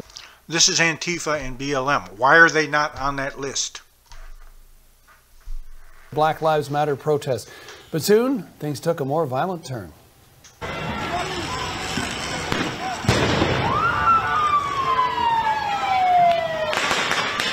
Police say that protesters sent rocks, bottles, and explosives raining down on officers. They responded with force of their own in the form of flash grenades and pepper spray. Laura McQuillan tracking the story for us all morning. Laura, what can you tell us? Yeah, John, police say there were at least 45 arrests up until 10 p.m. last night, but things continued into the night, so we're waiting to hear if there may have been more people taken into custody after what you saw just there. Also, 21 police officers injured in that. We don't know any numbers on how many protesters. But January 6th is just horrible. 21 police officers, 60 earlier. But January 6th, January 6th, January 6th, January 6th, fuck off. Might also have been injured. But as you mentioned, this did begin as a peaceful march in solidarity with those protesters in Portland who have been railing against the federal intervention with these tactical teams sent in to Portland at the Trump administration's really push, because they say that local leaders, local law enforcement in Portland are not taking things seriously enough when it comes to quelling unrest. So that's some of what you saw in Seattle last night. Police said they did not use tear gas, but rather they used flash grenades and pepper spray. And protesters were, as you see there, they set a youth detention facility under construction on fire in part. A Starbucks very badly damaged. Other damage elsewhere, rocks, bricks, and explosives, police say, were thrown at officers. All of this unfolding throughout the evening, and now we are hearing from the protesters they do plan to stage another protest today, in part. It's not a protest. It's a fucking riot. It's terrorism. Stop using the word protest. I've been to a couple protests. You hold up a sign, you chant. That's a protest. This is terrorism. Stop using the fucking word protest. Because federal officers had now been sent into Seattle as well. They are on standby there, but the threat from the Trump administration is that if things become more heated in Seattle, like what we saw last night, those federal agents could intervene there as well. Laura, you mentioned Portland, and we saw more unrest there last night. What do we know about that? Yeah, an update on that for you, John, just from Portland police a short time ago, saying there were several arrests last night. They haven't given numbers as yet, but they say that there was a lot of unrest in the city. You can see some of it there. What police have said is that objects were thrown at police. Protesters blocked streets, which was disrupting ambulance flow through the city. They lit fires, but most of it was targeted at that federal courthouse that has been really the site of so many protests there in recent weeks. That is where federal agents have been deployed. It is a federal courthouse, and clashes last night with protesters once again trying to bring down a fence that has been erected around the courthouse to keep them at bay. The Portland police saying that protesters in fact did manage that last night by attaching a chain and having a great number of people pull down a section of the fence as they had. So I guess taking over a federal building is okay now. Okay. At least they have, universal standards.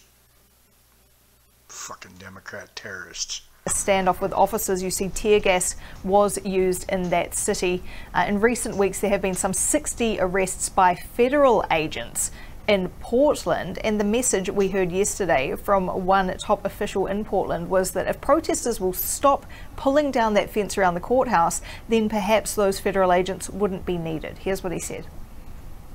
It'll be dictated by the peacefulness of the protests. If DHS and the U.S. Marshal Service deem that the courthouse can stand and can have integrity and is not subject to damage or attack, then the officers will go home. So that was the scene in just 2 US cities last night, John, but many others also with protests, some of them violent. All of this sparked by George Floyd's death, of course. Yeah, well, don't take fucking fentanyl. The Black Lives Matter movement picking up steam once again, it appears, with that threat of federal intervention hanging over it. Thanks for this, Laura. The already bitter fight between Donald Trump and Hillary Clinton has reached a whole new level. A day that began with Clinton blasting Trump ended with demonstrators attacking his supporters. It happened after a Trump event in San Jose. Protesters punched rally-goers, kicked their cars, and burned Trump's signature baseball caps. During that rally, Trump hammered Clinton for calling him unprepared and unfit for the White House. After what she said about me today in her phony speech, that was a phony speech. That was a Donald Trump hit job. I will say this, Hillary Clinton has to go to jail, okay? She has to go to jail. Nancy Cordes is in Culver City, California with Clinton's new offensive. We'll talk about that, but we want to go first to Major Garrett in San Jose, the site of last night's Trump rally. Major, good morning. You mean the last night's site of democratic terrorism? Good morning. After Trump's rally, protesters left the designated protest area and they're not protesters. They're violent terrorists. Began to pursue Trump's supporters, sometimes forming menacing groups to harass and intimidate them. No, it's called assault and battery, or depending on how strong the attack was, could be construed as attempted murder depending on how many people. Times, violent scuffles ensued, all of this becoming a part of a pattern of unrest fueled by antagonism and divisive rhetoric. Then why don't the Democrats stop? On both sides. Demonstrations turned violent again outside Donald Trump's evening rally. House Speaker Paul Ryan's endorsement was long awaited, but Trump didn't even feel the need to mention it to his rally crowd last night, focusing all of his attention on Hillary Clinton. Interestingly, after Trump's rally, Clinton's campaign chairman, John Podesta, took to Twitter to denounce the violence visited upon Trump's supporters. Gail? Yeah, that was tough to watch. Thank you very much, Major. If you have to wear a mask while you're doing what you're doing, you're probably a fucking idiot.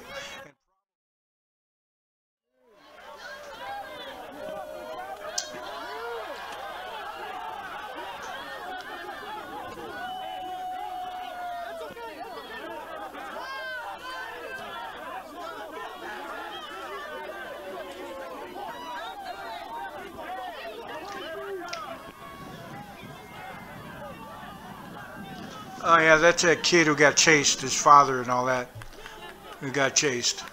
You're awesome, brave motherfuckers. I wondered what they'd do if he pulled out like a 45 ACP and said, everybody get on the ground. A sixth grader attacked on his school bus for wearing a Make America Great Again hat. You can see him there. And guess. Let me guess who the other students' parents voted for, and let me guess, they're probably fucking woke. Who was suspended after all this? The victim. You want to build a wall? You want to build The video shows classmates shoving the 12-year-old St. Louis boy while yelling at him for supporting the president. His outraged mother says she is horrified. I saw him being berated and bullied and beat, literally beat, because he feels strongly about the world today. Well, the school responded by saying all of the students involved are facing consequences. Dallas high school teacher is the one learning a hard lesson tonight after a viral video appears to show her threatening the president. Gabriel Rojas live tonight at Adamson High School, where that teacher is on administrative leave. Yes, these are the people teaching your kids, but they're not grooming your kids. They're perfectly fine. Well, some students here tell me it was clear to them that this was meant as a joke, but threatening a president is no laughing matter, and now school officials are investigating.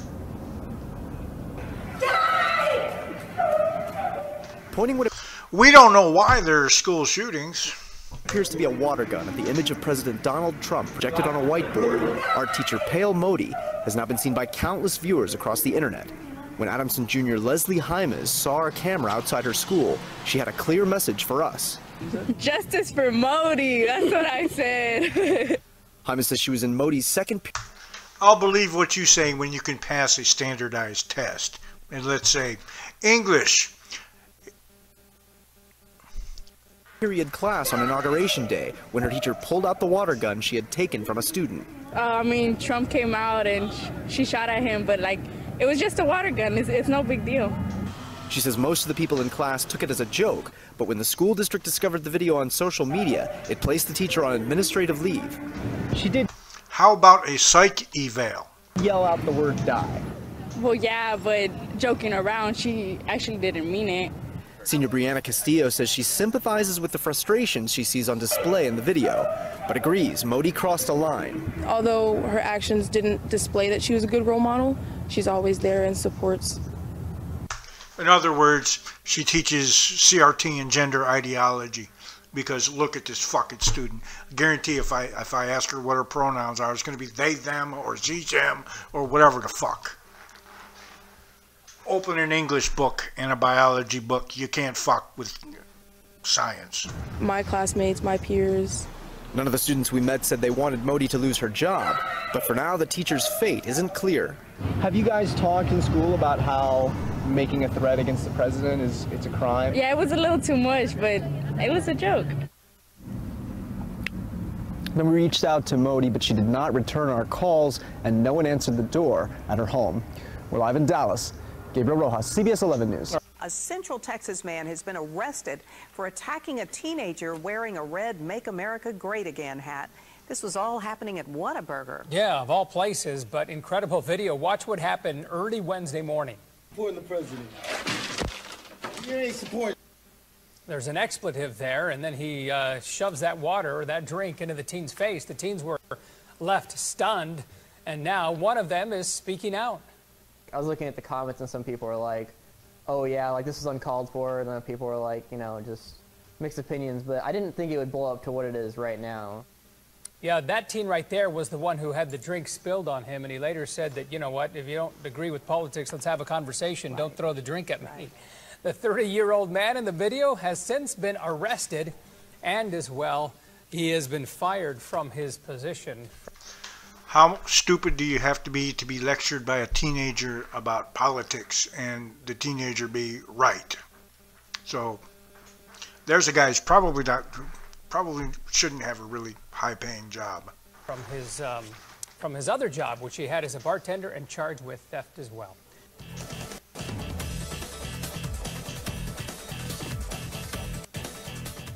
Don't record me. Listen. Can you tell her not to record me? That's against the law. No, you just insulted me for my hat. Don't touch me. Don't touch me. Don't touch me.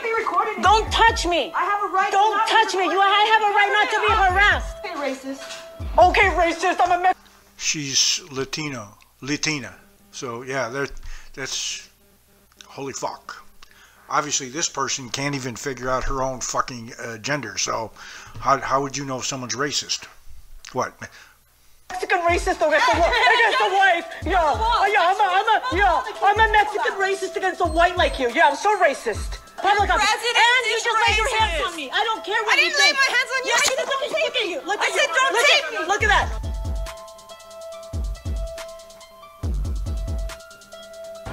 that. Help me get my information out, guys. It's a lot of work. It's a lot of potential danger to really be doing it for just views on video on Facebook. Seriously, like I'm a very, very passionate American. I'm a very passionate citizen trying to protect America for many years now, and I'm doing what I can, but it has to get out. Something has to be done about it. I should wear whatever I want. Where is your supervisor? Right now, I'm gonna call the cops. Exactly. Do not harass me because of my hat. Call the cops. I don't care if you don't agree with it. I have the right to wear it. I agree. Okay, racist. Okay, racist. I'm a Mexican racist against the white. I'm a Mexican racist against the white like you. Yeah, I'm so racist. Listen to your argument. But whatever you do, do not harass me. Do not harass me. They stop the people that really need it from getting in. No, that's what's going on. Yes, no, they're not. There are 200,000 people waiting in line 2.5 years. No, it's the BS. Ma'am, you know who I am, and you asked me what I was doing here.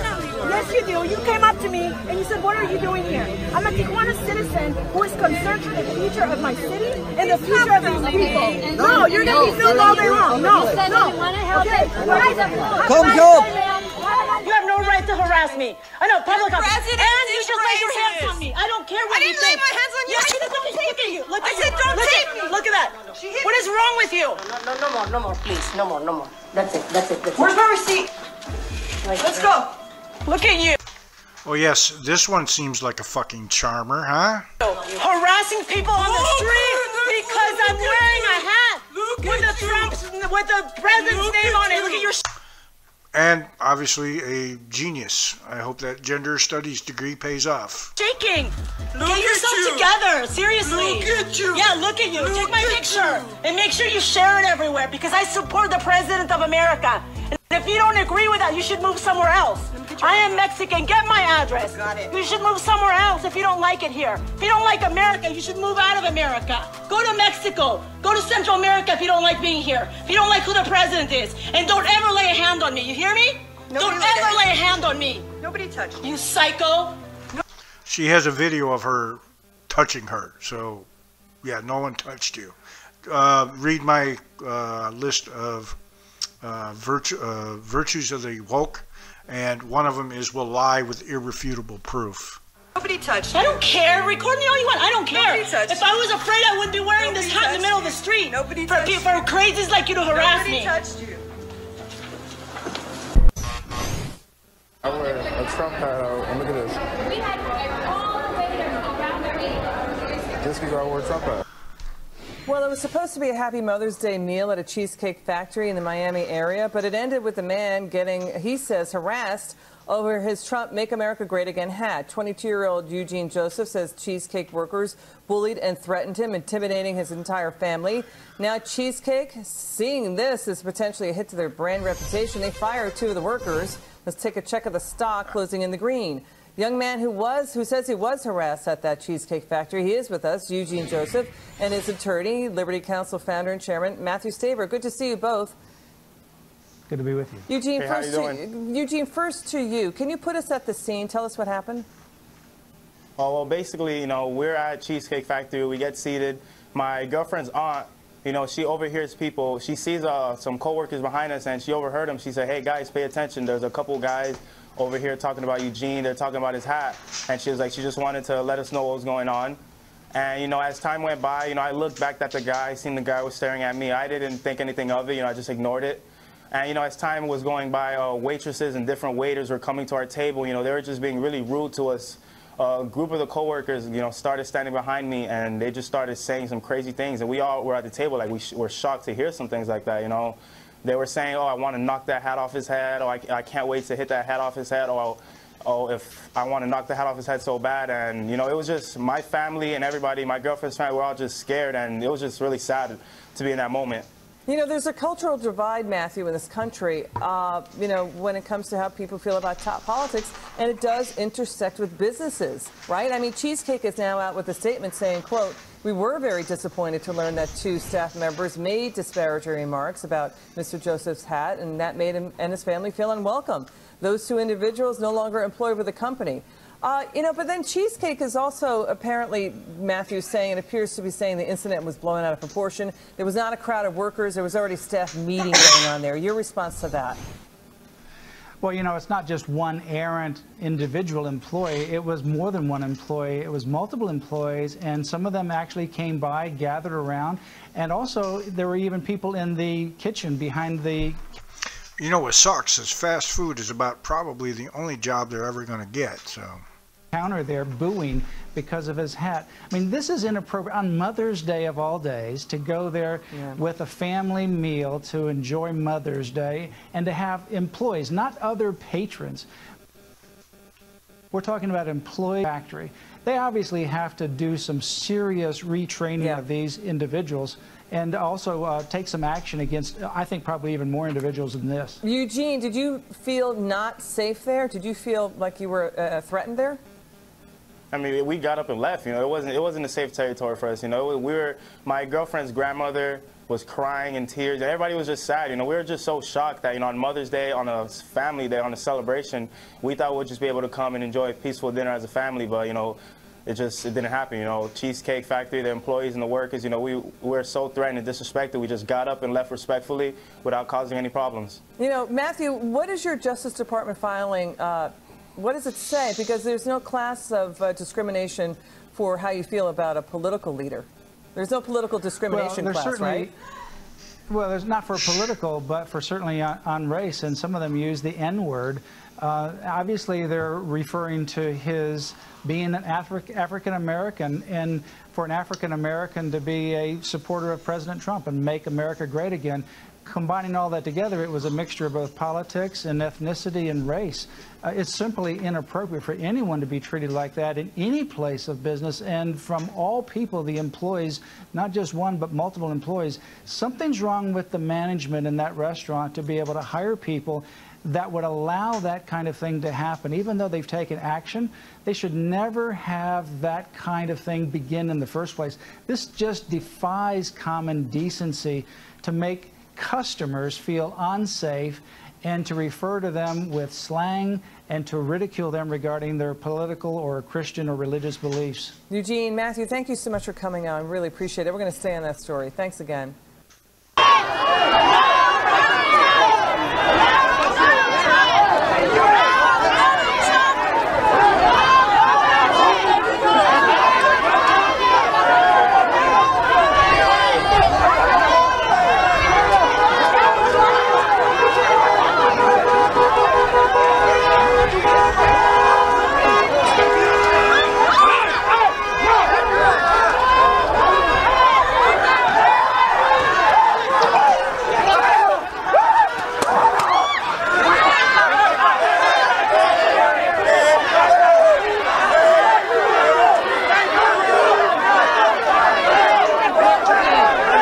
Such heroes.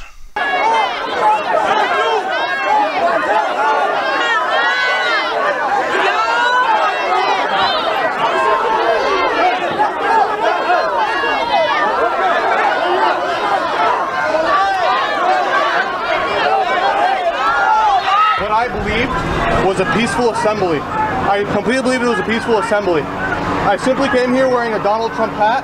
I happened to have the whole thing recorded with 375 people watching. I was cornered. I was beat to the ground when I attempted to run away. I was chased by the entire mob of people. I was kicked down to the ground. I was punched repeatedly. Why did you decide to wear Donald Trump hat? Sir, that's a terrible question.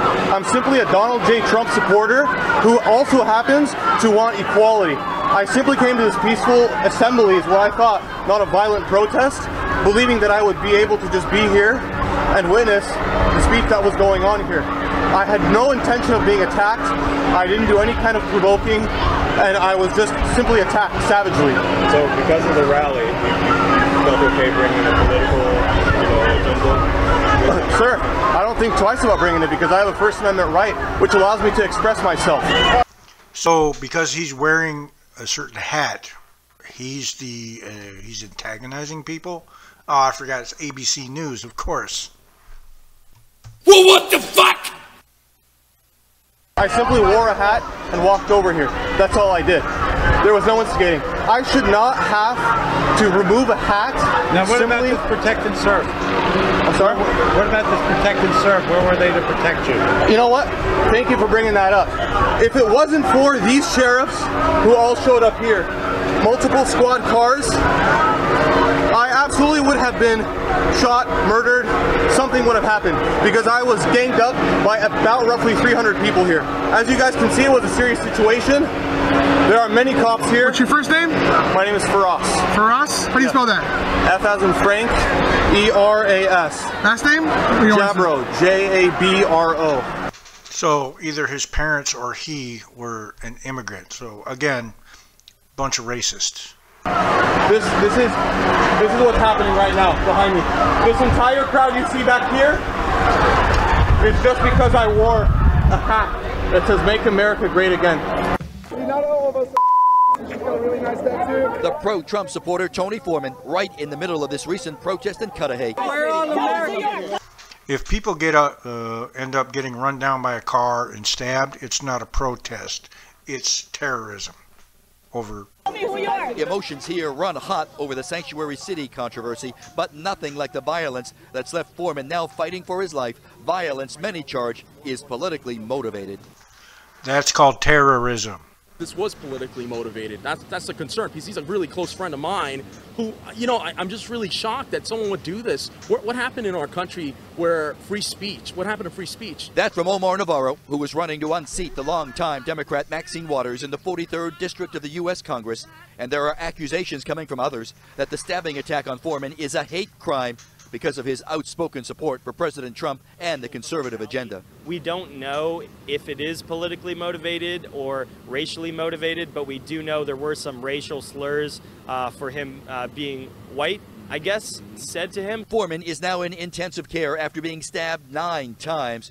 Check it out. You could see one of the wounds there on his forearm. Santa Monica police not mentioning a politically motivated crime, only confirming they've arrested 2 suspects, saying, quote, the victim and suspects got into an argument that continued as both vehicles pulled out of a parking structure and allegedly resulted in a minor traffic collision, stop quote. It's been pretty heartbreaking. He's lucky to be alive, getting stabbed 9 times. And but he's had an overwhelming response of love. And this picture from inside ICU, Foreman gets a very special gift. It appears to be a campaign sticker signed by the president, and I've never seen Tony smile bigger than when he got that. Support for Tony, who's become a fixture at political rallies, no matter how emotional, always protecting freedom of speech that in turn did not protect him. If you're on the other side, it doesn't mean you stab someone 9 times. It doesn't mean you try to censor someone's free speech. That's wrong. And now live, friends are still worried about Tony's safety, claiming he's getting death threats on social media from those who are politically opposed. Yeah, why don't you just say Democrats? They've also set up a fundraising campaign to help with Tony's medical expenses. You can find that on the website wesearchers.com. Just look for Tony's Patriotic Fund. For now, we are live in Westwood. Back to West LA we go. Some Minnesota veterans are recovering from cuts and bruises after a clash on the steps of the state capitol. Yes, again, young people beating up on old people. You're so brave. That was a scene last Saturday as supporters of President Donald Trump tried to get inside the Capitol to attend a rally. They were met by counter-protesters spreading them. Call them what they are, terrorists. And I see the Antifa flag. Such heroes, you Antifa fucks. You never try that with me. None of you ever came to my house. You all threatened to, no one ever showed up. Much different message. WCCO's Liz Collins is live at the Capitol with the changes the organizers plan to make following this experience. Liz? Frank, it was the second time in just 2 months that a pro-Trump rally turned violent here at the Capitol, and now No, pro-Trump rally turned violent. No, Democrats turned the rally violent. Democrat terrorists. Organizers are asking questions of protesters and police before they make plans to meet here again. I thought it was going to be a good political event. They looked forward to hearing lawmakers and supporters speak inside the Capitol to mark the president's first 100 days in office. The two guys who were blocking me out grabbed hold of the back of my backpack and flung me down the stairs. But John Wise and Dee Dee Buckley had no idea how hard it would be to get there. I fell on my right shoulder, my right hip, and my right knee. What are you doing? Wise says his cuts and bruises came shortly after another Trump supporter was pushed to the ground and kicked in the head. After that had happened too, some of the Antifa, they spat upon me, and I did not appreciate that. They blamed the Antifa for the scuffles. It's estimated a couple hundred members of the anti-fascist group showed up on Saturday. Why they were... Don't call them anti-fascists. Call them fascists. Call them terrorists. But they are not anti-fascist. Were not removed is the question of the day. Organizers for the Trump rally said they had a permit to use the space, and more frustration came when those that were hurt asked the state patrol to make arrests or at least take a report. Neither happened on scene. At that point, I decided, nah, screw it, nobody's going to do anything. A State Patrol spokesperson declined an interview, only saying in a statement the agency received reports and an investigation is underway. Why aren't we enforcing the laws of this country? I don't understand it. Because Antifa, BLM, all of them are the militant arm of the Democrat Party. Now, no one from the Antifa group returned my calls today, but an organizer with M4T USA, that's a pro-Trump group, said that they've met this week and they plan on making changes moving forward, perhaps renting out a private venue in the future, Frank. They say they simply can't afford people getting hurt at these events again. Liz, you know, you mentioned it's the second time in 2 months that something like this has happened. We should remind people, police did arrest people back in March. Yeah, that's right. You'll remember that time 6 arrests were made inside the state capitol. One, the son of the former Democratic vice presidential candidate. And the St. Paul City attorney told me today he hopes to have a decision on whether or not to file misdemeanor charges in those cases coming up by the end of the month. So we'll, of course, continue to follow that, Frank. Yeah, and in the video, we saw the State Patrol standing right there, but no arrests. That's right. Not on Saturday. All right. Thanks, Liz. Now to that breaking news overnight, those violent clashes at Donald Trump's rally in California. You see those protesters there, they attacked Trump supporters just after Trump spoke, and ABC's Tom Yamas was there. He's on the scene now in San Jose. Good morning, Tom. George, this was one of the most violent scenes I have ever witnessed at a Trump rally. At times, it seemed like the police had no control of the situation. People were getting beat up right in front of them. And these were not clashes. These were pure attacks. Trump supporters, men, women, even the elderly, left this building last night and walked right into danger. Overnight, all-out brawls outside the Trump rally in San Jose, California.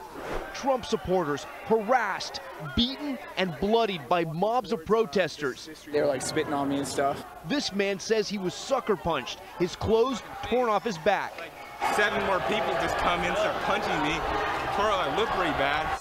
This lone female Trump supporter tried to stand her ground. Her sign torn from her hands, her glasses ripped off, then shoved in her face.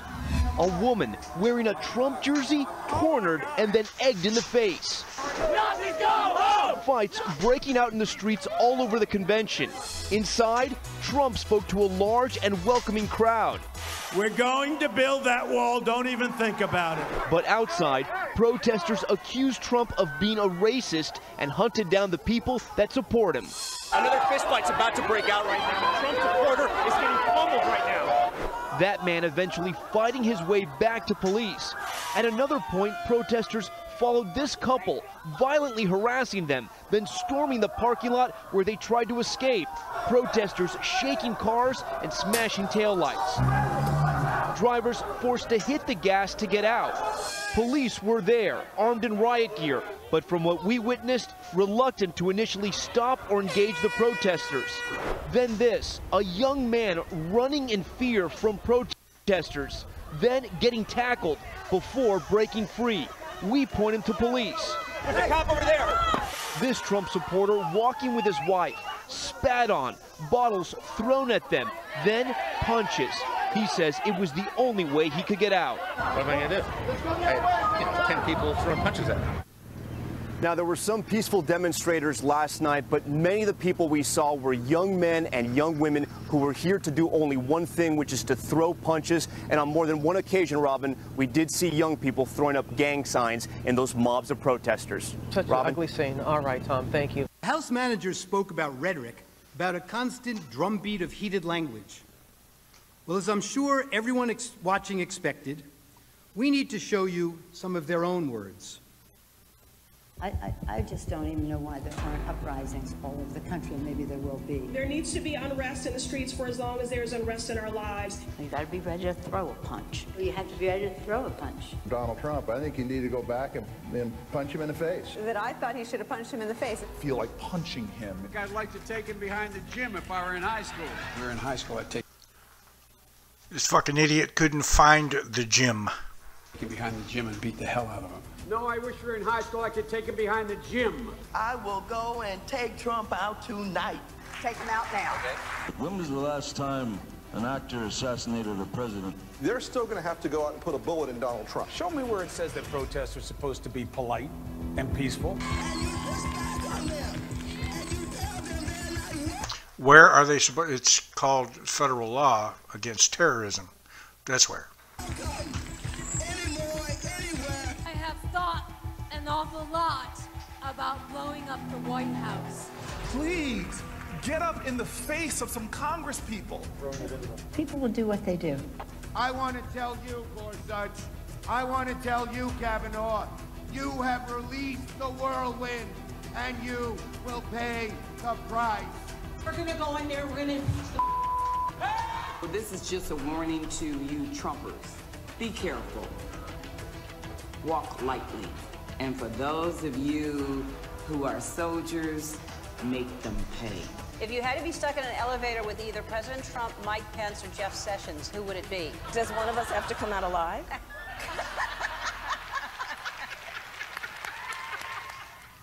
Cackling Kamala. And there's more. I promise to fight every single day.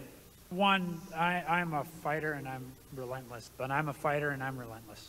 A fighter and I'm relentless. I will fight like hell. But the way I see it now is that we pick ourselves up and we fight back.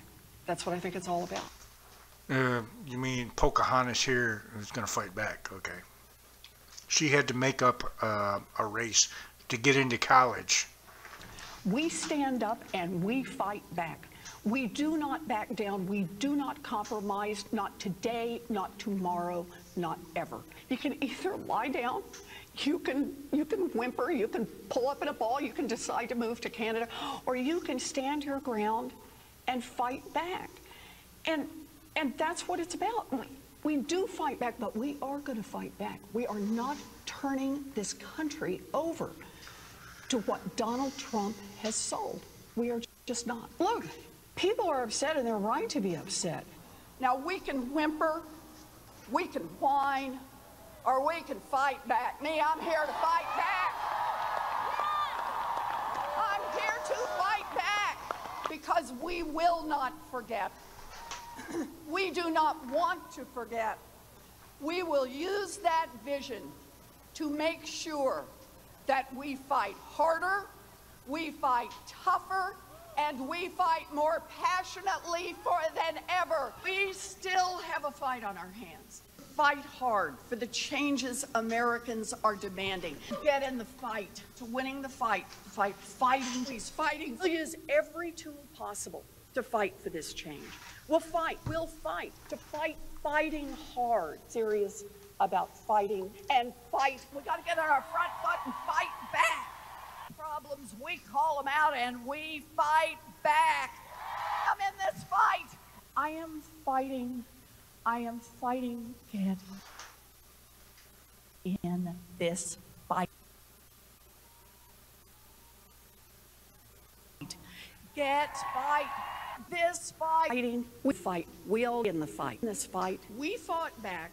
We fought back. I am not afraid of a fight. I am in this fight all the way. You don't get what you don't fight for. Our fight. Our fight. She sounds quite violent, doesn't she? Our lives. This is the fight of our lives. But we are going to make sure that this fight does not end tonight. This is a fight for our lives, the lives of our friends and family members and neighbors. I always love when Democrats talk about the fight for our lives. These are the people that want to kill children. So obviously they're not really into fighting for lives. They're fighting to take them. It is a fight, and it is a fight that we're going to work to make sure continues. It's a fight. It is a fight. It is a fight. Go back to my populist bomb, the words they use all the time. And that's what this fight is for. Well, I'm wired to fight anyone who isn't doing their job for us. I'm John Tester, and you're damn right. I approve this message. And I'll have lots of fights ahead of us, and I'm ready to stand up and keep fighting. We have to fight. We're going to fight. We're going to fight. We need to fight, and we need to fight. We're going to fight. We got a few more fights. Privilege of a few more. No wonder Democrats get us into so many damn wars. All they talk about is fighting. More fights, and we have the biggest fight of all. I will never stop fighting. I will fight like hell to fight back against anyone. We need to say loud and clear that we are ready to fight. It's a bare-knuckles fight. Now they're going to have to actually fight back against people. The fight has to be conducted. It is so important that we need to fight. Fight that fight. We have been fighting. I was fighting very hard. Time is of the essence, both in terms of the fight. I think we should be fighting. Well, I really believe we need to fight, and we're simply not going to take. You sure this is government and not like the UFC or something? Because, you know, or WWF or WWE, you know, they're cutting promos. Take this line down. We're going to keep fighting. So I'm telling all my colleagues, this is the fight of our life. Whose side are you on? Who are you fighting for? They're fighting, or I'm fighting. We're both fighting. We will fight back. We're not going to just take this line down. I'm just going to keep the fight up. What we have to do right now is fight as hard as... You know what's missing here is like Eye of the Tiger playing in the background, you know? we can. We have to rise up and fight back. And so we're going to fight, and we're going to continue to fight. I am going to be fighting like hell. Keep fighting, or we kept fighting, and we did. So we're going to keep fighting. We have to be fighting every single day. We have to fight back, and we have no choice but to do that. I think we're doing the right thing to do that. Fighting. And I'm fighting. Well, our job right now is to fight. It's really important. I'm going to keep fighting. I'm asking for the support of people across the country to fight back. And you got to be fierce in fighting. Keep fighting. Brown have been fighting. I've told President Biden I will fight like mad. I'll tell you what. Now, more than ever, we have to fight like hell. We have these battles on the floor of the Senate. I'm going to go down and that's enough of this stuff. I'm going to end this pod. This is... We Democrats are fighting as hard as we can. Terrorists. Democrats are fighting as hard as we can.